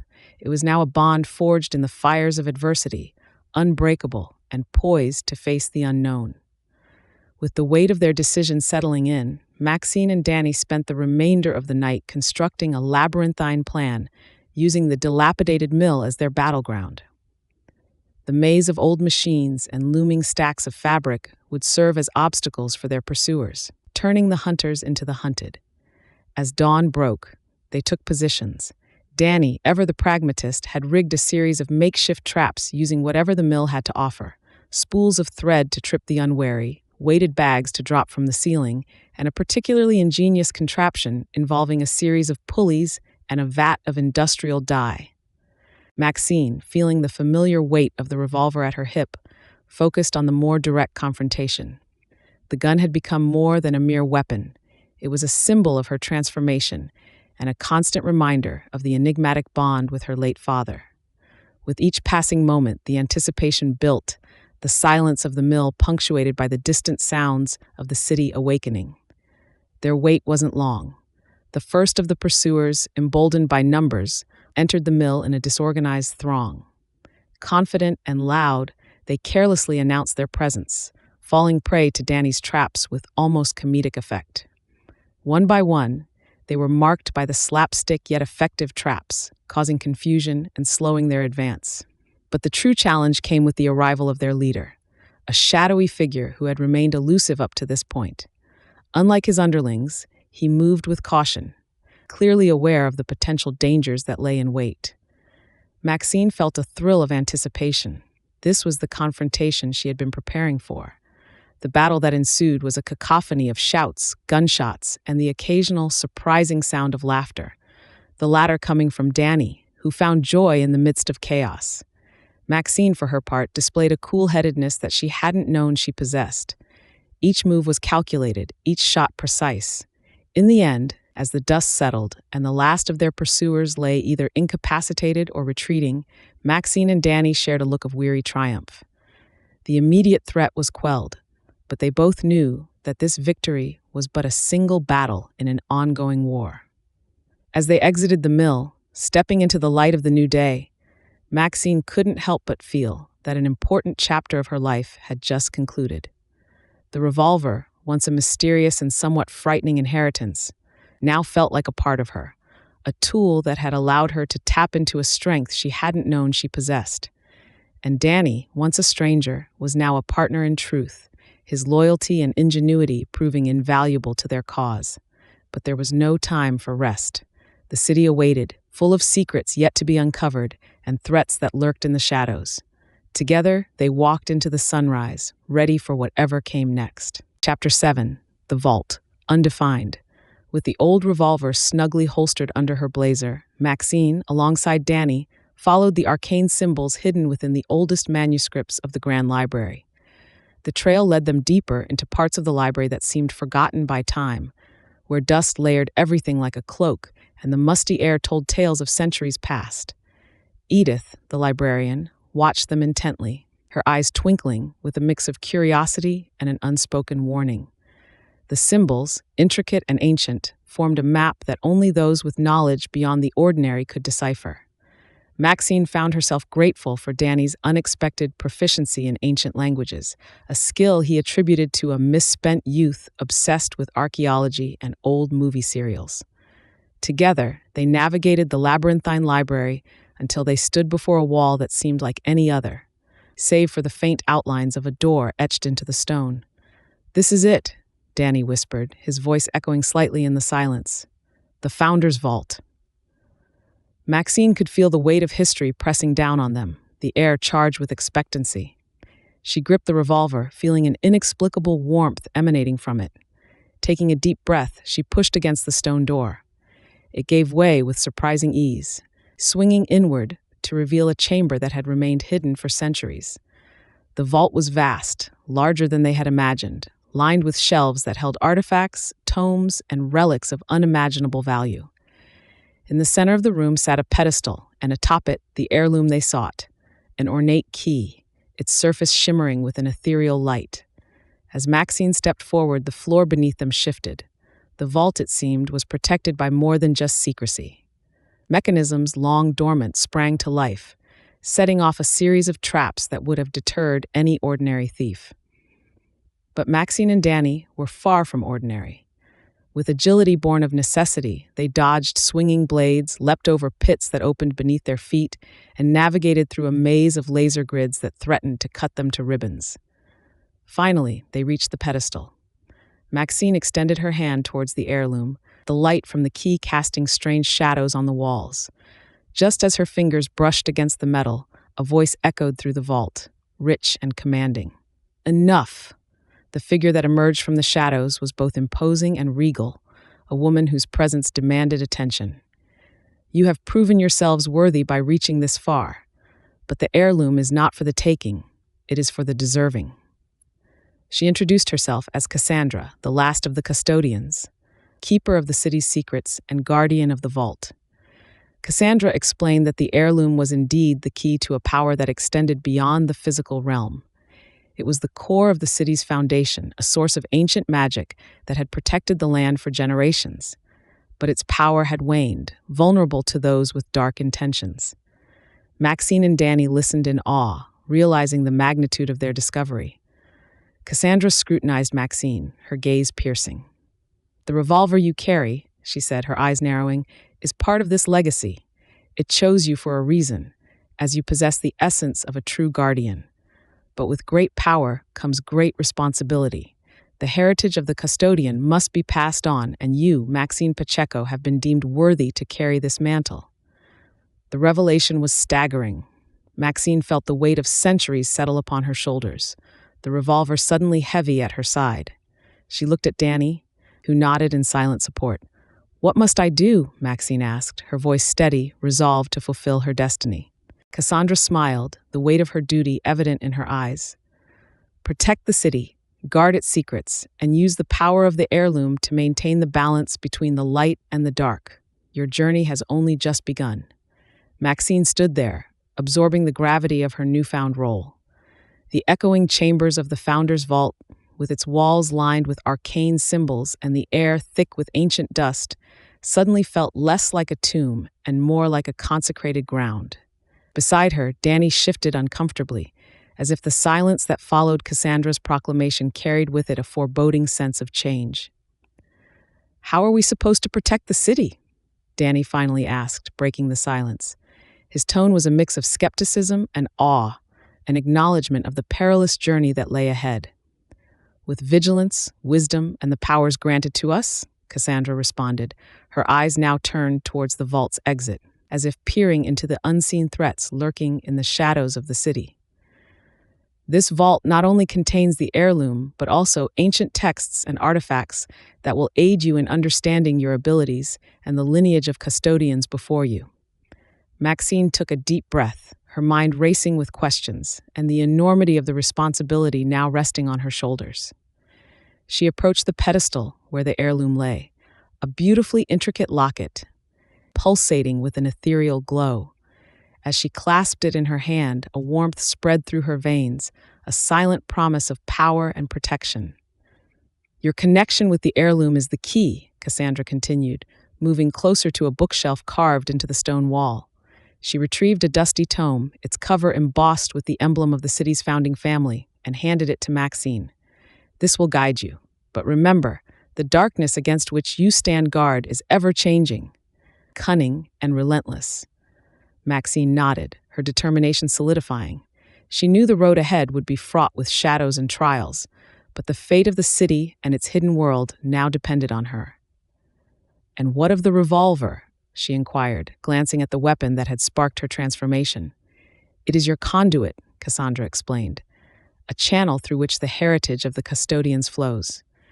Use it wisely and with discretion, for its power is immense and must not fall into the wrong hands." The task ahead seemed daunting, but Maxine was no stranger to challenges. With Danny and Cassandra at her side, she felt a surging confidence.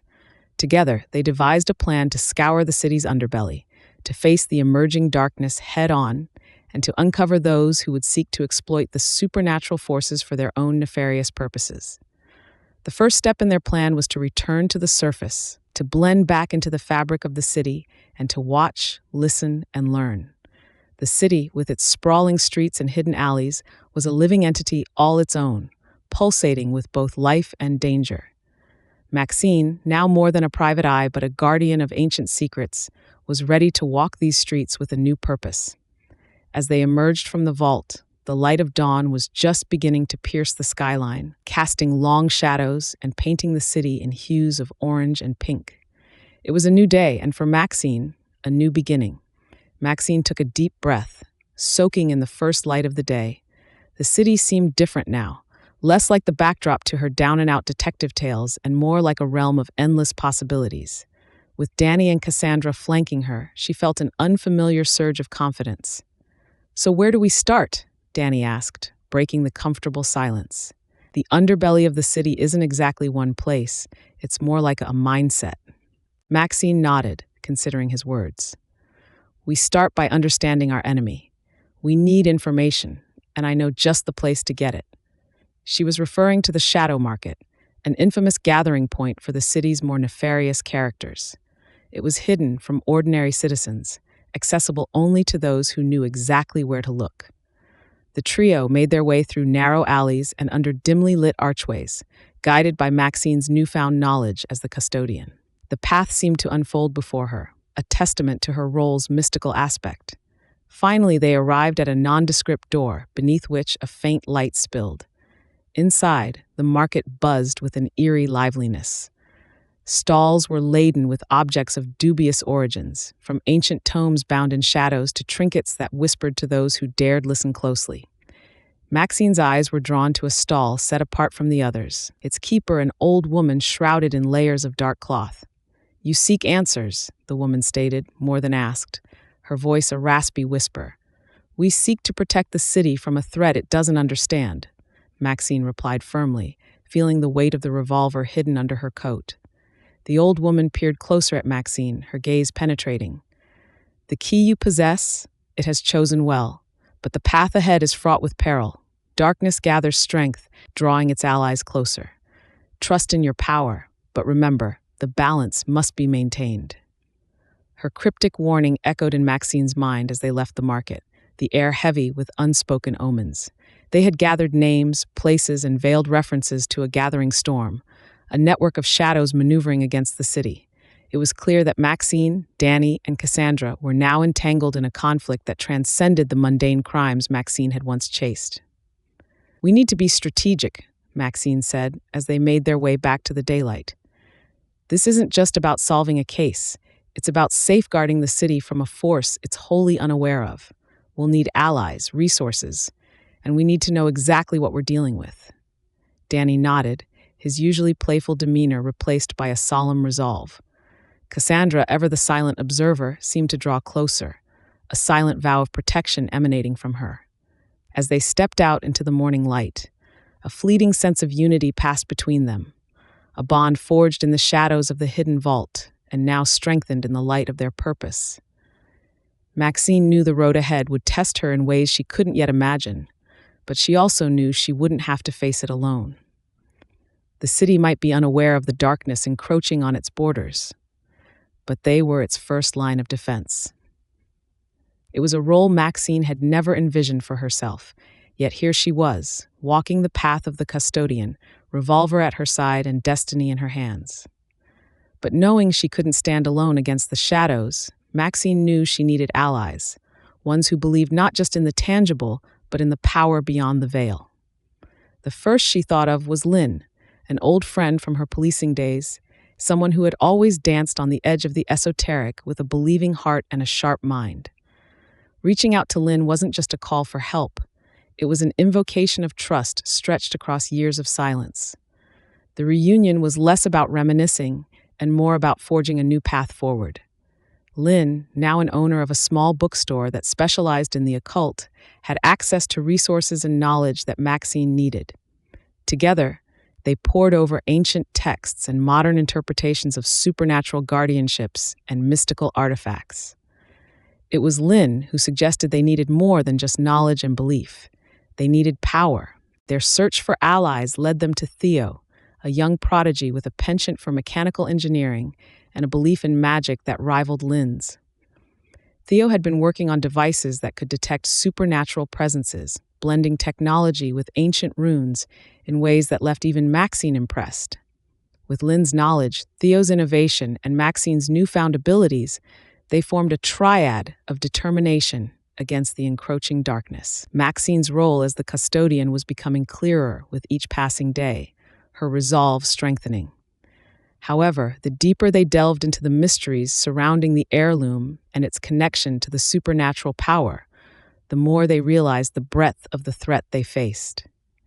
It wasn't just about protecting a valuable artifact anymore. It was about safeguarding the city from a force that sought to unravel the fabric of reality itself. In the dim light of Lynn's bookstore, surrounded by tomes of forgotten lore and the hum of Theo's devices, Maxine outlined a plan. They would use their collective knowledge and Theo's inventions to locate the focal point of the dark power. But first, they needed to test the limits of their abilities, to understand how they could work together to harness the power of the heirloom for good. Maxine felt the weight of her responsibility, not just to her allies, but to the city that remained oblivious to the threat lurking in its shadows. The planning session lasted into the early hours of the morning, each bringing their unique strengths to the table. As dawn broke, they knew what had to be done. They were ready to step into the unknown, to challenge the darkness with light. Maxine, with the revolver at her hip and newfound conviction in her role, led her allies into the burgeoning day, ready to face whatever lay ahead. The city streets, now gleaming under the first light of dawn, held secrets that had lurked in shadows for centuries. They headed to the oldest part of the city, where the cobblestone paths told tales of the past and the buildings whispered secrets.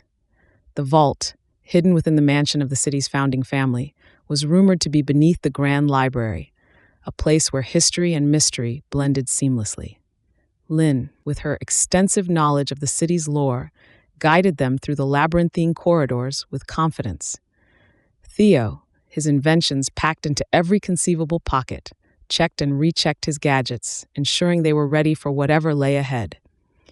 Maxine felt the weight of the revolver against her hip, a constant reminder of the transformation it bestowed upon her and the responsibility that came with her newfound identity. As they descended into the vault, the air around them thickened, charged with an energy that seemed to pulsate from the walls themselves. The heirloom, a seemingly simple piece of jewelry, gleamed amidst the treasure trove, its true purpose hidden behind centuries of legend. Maxine reached out, her hands trembling slightly as she picked it up, feeling a surge of power coursing through her veins. It wasn't just an artifact, it was a conduit for something far greater. A key to unlocking a force that could either save or doom them all. Lynn's voice broke through the silence, her eyes wide with realization. "This isn't just about the heirloom," she said, piecing together the fragments of lore and legend. "It's about balance. The dark forces we're up against seek to disrupt that balance, to bend the supernatural power to their will." Theo nodded, holding up a device he had been tinkering with. "And this might just be the thing to tip the scales back in our favor," he said, with a mix of hope and determination. Together, they formulated a plan, weaving together their unique strengths and abilities. Maxine, with her detective skills and the transformative power of the revolver. Lynn, with her deep knowledge of the city's history and supernatural lore. Theo, with his inventive genius and gadgets designed to interact with the supernatural. They knew the confrontation ahead would test them in ways they couldn't yet imagine. But as they emerged from the vault, the heirloom safely in Maxine's possession, they felt a unity of purpose. No longer were they individuals fighting their own battles, they were a team, ready to face the dark forces and restore balance to the city. As they prepared for the imminent confrontation, the city seemed to hold its breath, waiting for the outcome of the battle that would determine its fate. Maxine, Lynn, and Theo huddled around the ancient table that had been concealed within the vault for centuries. The heirloom, now glowing with a soft, pulsing light, lay at the center, casting eerie shadows on the walls of the cavernous room. Maxine, now fully embraced as Maxine since the transformation bestowed upon her by her father's revolver, meticulously went over the plan one last time. "The heirloom not only unlocks the vault, but it also seems to amplify supernatural energies," Maxine explained. "We can use this to our advantage. This city, founded on ancient magic, has been thrown off balance. We are the ones who can restore that balance, but it won't be easy." Lynn, ever the skeptic, raised an eyebrow. "And you're sure this will work? Using an ancient artifact we barely understand against forces that have been plotting in shadows for longer than we've been alive?" Maxine offered a reassuring smile, her confidence bolstered by the newfound knowledge and abilities the heirloom had granted her. "We have to try. The histories inscribed in the vault hinted at a ritual, one that can harness the city's latent energies. This," she pointed at the heirloom, "is the key to that ritual." Theo, the youngest and most eager of the trio, clapped his hands together. "Then what are we waiting for? Let's save the city." The plan was simple in its outline, but complex in its execution. They would deploy the heirloom at the city's oldest point, where the ley lines crossed and the city's energy was strongest.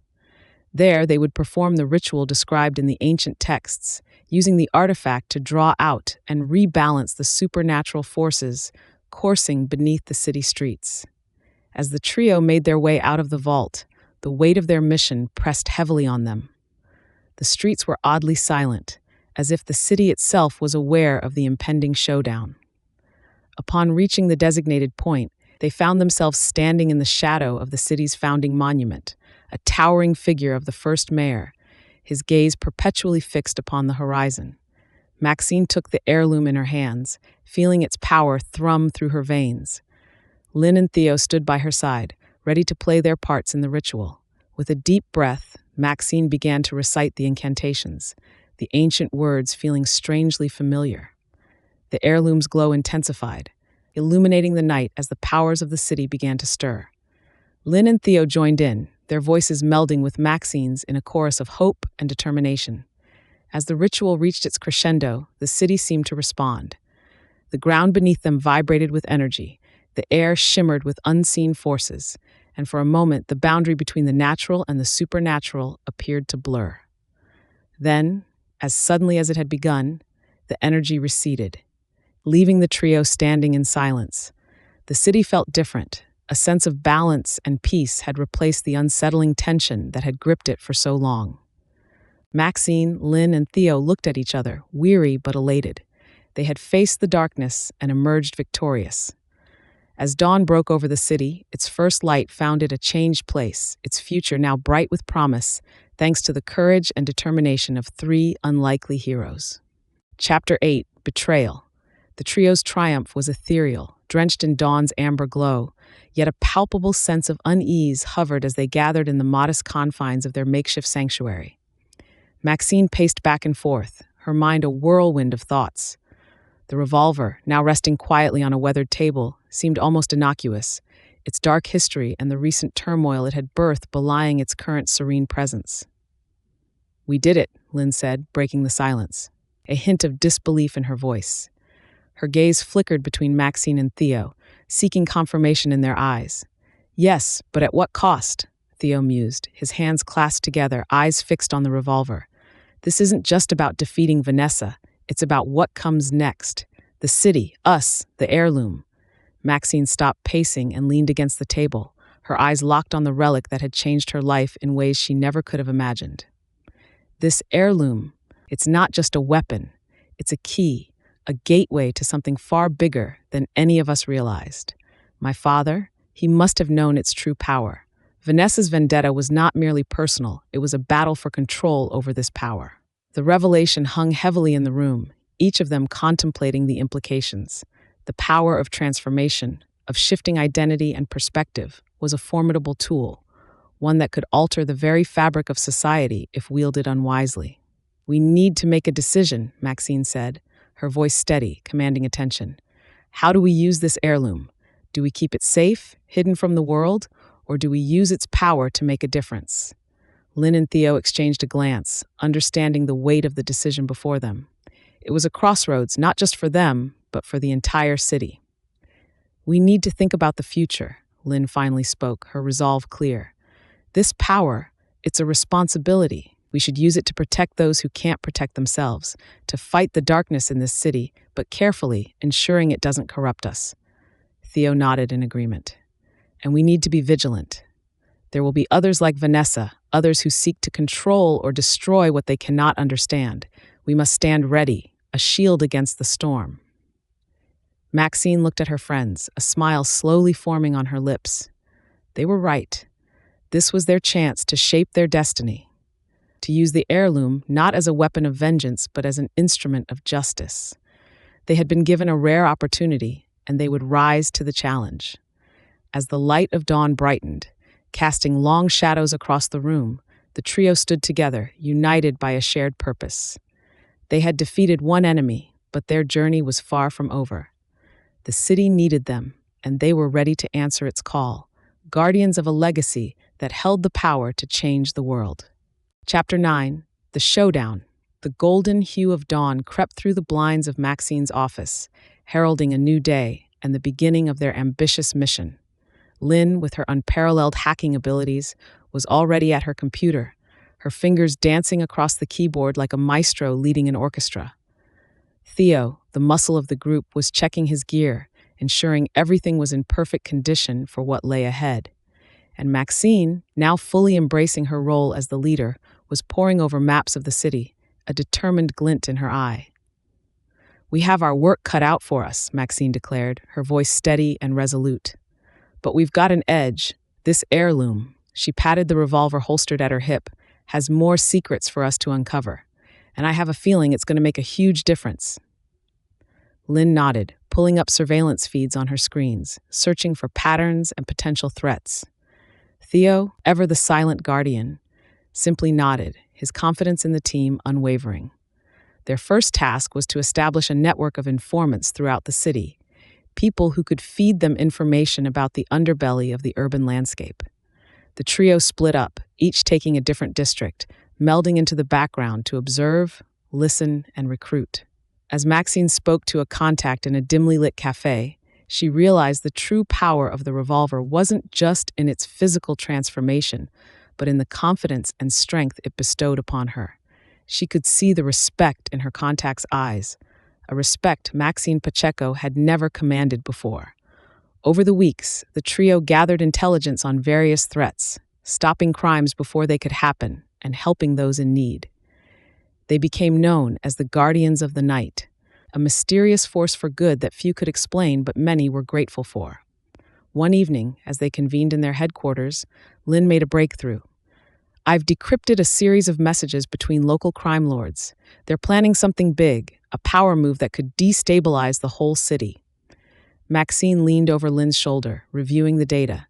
Theo clenched his fists, ready for action. "This is it," Maxine said, her eyes ablaze. "This is what we've been preparing for. We stop them, and we save the city."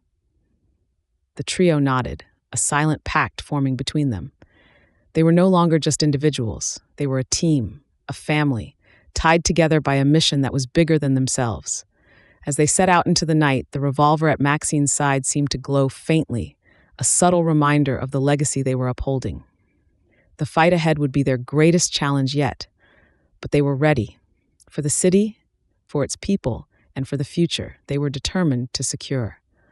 The streets of the city had never felt so tense, every shadow seeming to harbor potential danger, as Maxine, Lynn, and Theo made their way towards the heart of the confrontation. With the decrypted messages in hand, they knew Vanessa and her cohort's plans to plunge the city into chaos were imminent. As they approached the designated meeting spot, the air was thick with anticipation. Vanessa, flanked by her most trusted lieutenants, stood with an air of confidence that belied the nefarious nature of her intentions. Maxine stepped forward, the revolver not just a weapon but a symbol of her heritage and might. "This ends tonight, Vanessa," Maxine declared, her voice steadier than she felt. Vanessa's smirk faltered for a fraction of a second, the impact of Maxine's transformation evident even to her. The negotiations were brief and fraught with tension. Vanessa's plan was audacious, a network of explosives hidden throughout the city, ready to be detonated remotely. She believed this chaos would cement her power, but Maxine saw the madness in her ambition. As Vanessa launched into a tirade, Maxine's focus shifted inward. The revolver's glow intensified, whispers of her father's legacy coiling around her thoughts. She realized the true power of the weapon wasn't in its bullets, but in its ability to imbue her with clarity, courage, and a sense of purpose. She was Maxine, but she was also Max, the dog watcher Pacheco, with more than just a legacy of detective work, but a destiny to protect those who couldn't protect themselves. With a newfound resolve, Maxine acted. A flurry of movements, a strategic use of their surroundings, and the element of surprise turned the tide in their favor. Theo and Lynn incapacitated Vanessa's cohorts with an efficiency born of weeks of preparation, while Maxine faced Vanessa head-on. In the end, it was Maxine's conviction that disarmed Vanessa, quite literally. The revolver, a mere prop in their final standoff, wasn't even fired. Instead, Maxine's words cut through the night, offering Vanessa a glimpse of the destruction her plans would cause. Vanessa surrendered, and as the authorities took her and her followers away, Maxine couldn't help but feel the weight of her decisions. She had embraced her identity fully, not just as Maxine or Max, but as a protector of the city. As dawn broke, Maxine, Lynn, and Theo stood together, watching the sun rise over the city they had saved. The sense of victory was palpable, but so was the understanding that their work had only just begun. With the revolver at her side, Maxine knew the path ahead was hers to shape, as a detective, a guardian, and a symbol of resilience. Chapter 10, Resolutions. Maxine, Theo, and Lynn stood atop the building overlooking the city, absorbing the quiet that came with the dawn. Their triumph against Vanessa and her malicious schemes was a testament to their dedication and resilience. However, Maxine felt the weight of her new identity more than ever. The revolver, once a symbol of her father's past and a harbinger of change, now felt like an extension of herself, a tool that enabled her to protect those who could not fend for themselves. "This city owes you more than it will ever know," Theo remarked, glancing at Maxine with a mix of admiration and concern. "But you know, this doesn't have to be a solo act. We're a team now." Lynn nodded, her expression stoic but her eyes warm. "We've seen what we can achieve together. Vanessa was just the beginning. There's more out there, threats we can't even imagine yet. We need to be ready." Maxine listened to her friends, feeling a surge of gratitude. The loneliness that had once consumed her was now filled with the presence of genuine allies, friends who had seen her at her most vulnerable and still stood by her. "I know," she said, her voice steady, "and we will be. But there's something more I've realized through all of this. This transformation, this gift, it's not just about changing forms. It's about understanding and empathy, seeing the world through different eyes. I think that's what makes us strong, our ability to adapt and to understand others." Danny, who had joined them quietly, nodded. "You've come a long way, Maxine. We all have. Knowing that you're embracing who you are, that you see the good in all of this, it gives us hope." "Hope," Theo echoed. "Yes, that's exactly what this city needs, and what we're going to give it. Together." As the sun rose higher, casting a golden glow over the rooftops, Maxine felt a profound sense of purpose. The revolver at her side no longer represented just her father's legacy, but a promise to herself and the city. She would continue to protect, to fight, and to understand, no longer as Max the dog watcher Pacheco, but as Maxine with her friends by her side. The challenges ahead were unknown, but for the first time, Maxine was not afraid. She had found her true self in the chaos and emerged stronger for it. Looking over the city, Maxine whispered, "Let's be the guardians this city needs, not just for today, but for all the tomorrows to come." Danny, standing a step behind, smiled at her determination. "That's the spirit, Maxine. But remember, you're not alone in this. We're a team, and we've got your back, no matter what comes our way." Maxine turned to face her friends, feeling a swell of gratitude. "I know, Danny, thanks to all of you, I finally understand what my father meant about the true strength of being a detective. It's not just about solving crimes. It's about standing up for those who can't do it themselves, being a beacon of hope in a sometimes dark world." Theo, always the practical one, adjusted his glasses and chimed in. "Speaking of standing up, we should probably set up a more permanent base of operations, somewhere we can plan, research, and maybe even train. A place that feels like home for our kind of family." Lynn nodded in agreement, her eyes alight with ideas. "I've already started scouting locations. We need somewhere discreet but accessible, a place where the city can whisper its secrets to us, where we can be both shield and sword for its people." As they began discussing potential locations, Maxine felt a deep sense of purpose.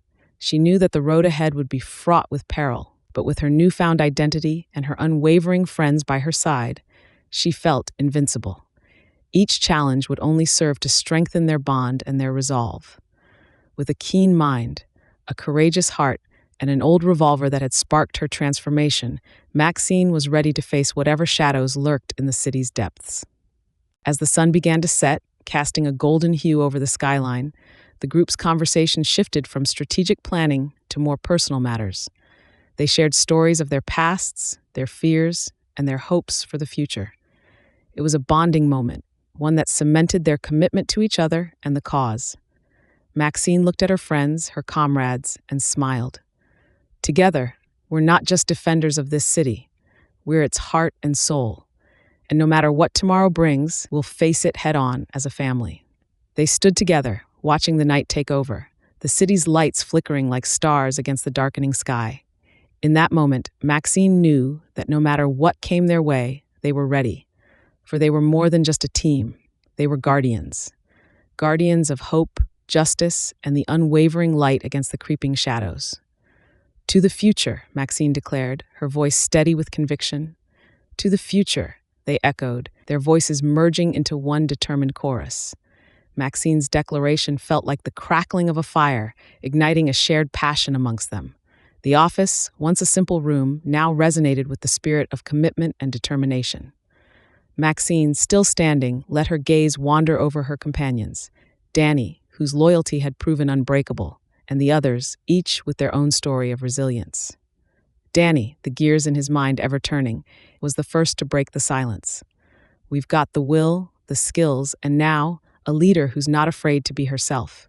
What we need next is to make this place our fortress, a sanctuary not just for us, but for those who have nowhere else to turn. The team nodded in agreement. It was a tall order, transforming their modest base into a fortress of justice, but they were undaunted. They began to brainstorm, ideas bouncing like sparks, each suggestion building upon the last until a blueprint of their future operations began to take shape. As the night deepened, the team worked tirelessly, their energy undimmed. Plans for security enhancements, community outreach, and investigative protocols flowed freely. Maxine, observing the scene, felt a surge of pride. This was her family now, united not by blood but by a shared purpose. Amidst the discussions, a moment of levity arrived in the form of pizza, a universal symbol of camaraderie. As they ate, they shared stories of their pasts, not just the triumphs, but the trials too. It was a bonding experience, reinforcing their commitment to each other and the cause they were fighting for. With full stomachs and even fuller hearts, they turned their attention back to the task at hand. They outlined a community outreach program designed to build trust with the people they were sworn to protect. Education initiatives, safety workshops, and anonymous tip lines. No idea was too small, and every suggestion was greeted with enthusiasm. As dawn crept through the windows, the outlines of their future were clear. Heartened by the progress, but exhausted from the night's labors, they agreed to reconvene after some much-needed rest. Maxine, the last to leave, paused at the door. Glancing back at the empty office, she could almost see the future they were building together.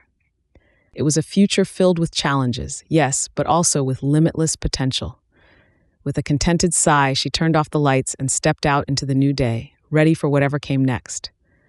To the future, she whispered to herself, a smile playing on her lips. To the future. Chapter 11, The Legacy Continues. As Maxine Pacheco walked the streets of the city, she now protected in a new way, her thoughts wandered back to the revolver, the catalyst of her transformation. It wasn't just any piece of metal, it was imbued with magic, a conduit of change that had not only altered her identity, but had also reshaped her destiny. The ancient order of detectives, guardians of secrets and champions of justice, had become more to her than just a tale. It was her legacy, and she was a part of something far greater than she had ever imagined. The whispers of the past seemed to echo around her, tales of detectives who had wielded the revolver before her, each one chosen by fate to bear its weight and its gift. These were not just stories, they were her history, a lineage of courage and cunning that she now carried forward. Maxine felt a deep connection to these predecessors, a sense of belonging that filled her with strength and purpose. As she mulled over these revelations, her phone rang, snapping her back to the present. The caller ID showed it was from an unknown number, but intuition told her this was the beginning of another mystery waiting to be unraveled. With a steady hand, she answered, her voice confident and eager for the challenge ahead. Maxine Pacheco, how can I help you? She said, fully embracing her role as a detective, the revolver at her hip, a constant reminder of her unique path. The voice on the other end was hesitant, then urgent. I've heard you are the one to call when the police have given up. I need your help. The line crackled with desperation, and Maxine felt the familiar thrill of a new case, a new puzzle to piece together. Tell me everything, she urged, her mind already racing with possibilities. This was more than just a job. It was her calling, a way to make a difference, one case at a time. Each mystery solved, each person helped, was a step toward understanding the full potential of the revolver and her own capabilities. The ancient order had entrusted her with this legacy, and she would not let them down. As the sun rose higher, casting long shadows on the pavement, Maxine felt a surge of anticipation. She was Maxine Pacheco, detective extraordinaire, and her journey was just beginning. With the revolver at her side, she was ready to face the unknown, to uncover truths hidden in darkness and bring light to those in need. The future was an open book, filled with blank pages waiting to be written, and she was the author of her own story. To the future, she repeated, this time with a determination that echoed in her very bones. To justice, to truth, and to the mysteries that await. With a new mystery on the horizon and the legacy of the revolver empowering her, Maxine was certain of one thing. This was just the beginning. The low hum of the city at night seemed to vibrate in harmony with Maxine's newfound resolution. She sat in her office. The shadows cast by the dim desk lamp danced across the walls, reflecting the tumultuous journey that led her here. Absently, she twisted the revolver in her hands, feeling the cool metal and intricate engravings that hinted at its ancient and mystical origins. The phone's ring had been unexpected, a beacon in the darkness that beckoned Maxine to her next adventure, an adventure that promised to delve deeper into the mysteries of the revolver and the ancient order of detectives that once wielded it. Pacheco Investigations, Maxine speaking, she had answered with a confidence that was new and exhilarating.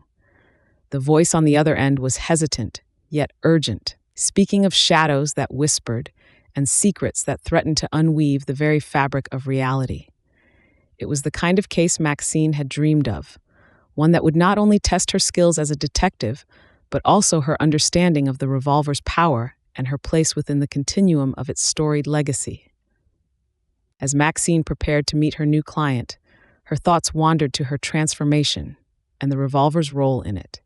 It wasn't just a tool, it was a catalyst, a source of revelation and strength. Her father's parting gift had unlocked a door she never knew existed, allowing Maxine to embrace her true self and fulfill her destiny as a detective. It was a mantle she bore with pride, not just for herself, but for the lineage of detectives that came before her, each with their own story, each with their own connection to the revolver. The lore surrounding the revolver hinted at an ancient order of detectives, guardians of truths hidden from the ordinary world. Maxine felt a deep connection to this order, a sense of belonging that filled a void she hadn't realized was there. Her investigations had scratched the surface of the revolver's mysteries, revealing tales of intrigue, betrayal, and sacrifice. But she knew there was more, layers of history and magic that remained to be uncovered. As she set the revolver on her desk and stood, Maxine felt a surge of anticipation for the challenges ahead. She was no longer just Max the dog watcher Pacheco. She was Maxine Pacheco, bearer of the revolver, bridge between past and future, and a detective in the truest sense of the word. The night air was crisp as she stepped out of her office, the revolver securely by her side, ready to face whatever shadows awaited. This was her path now, one that intertwined with the fate of the revolver and the mysteries it guarded.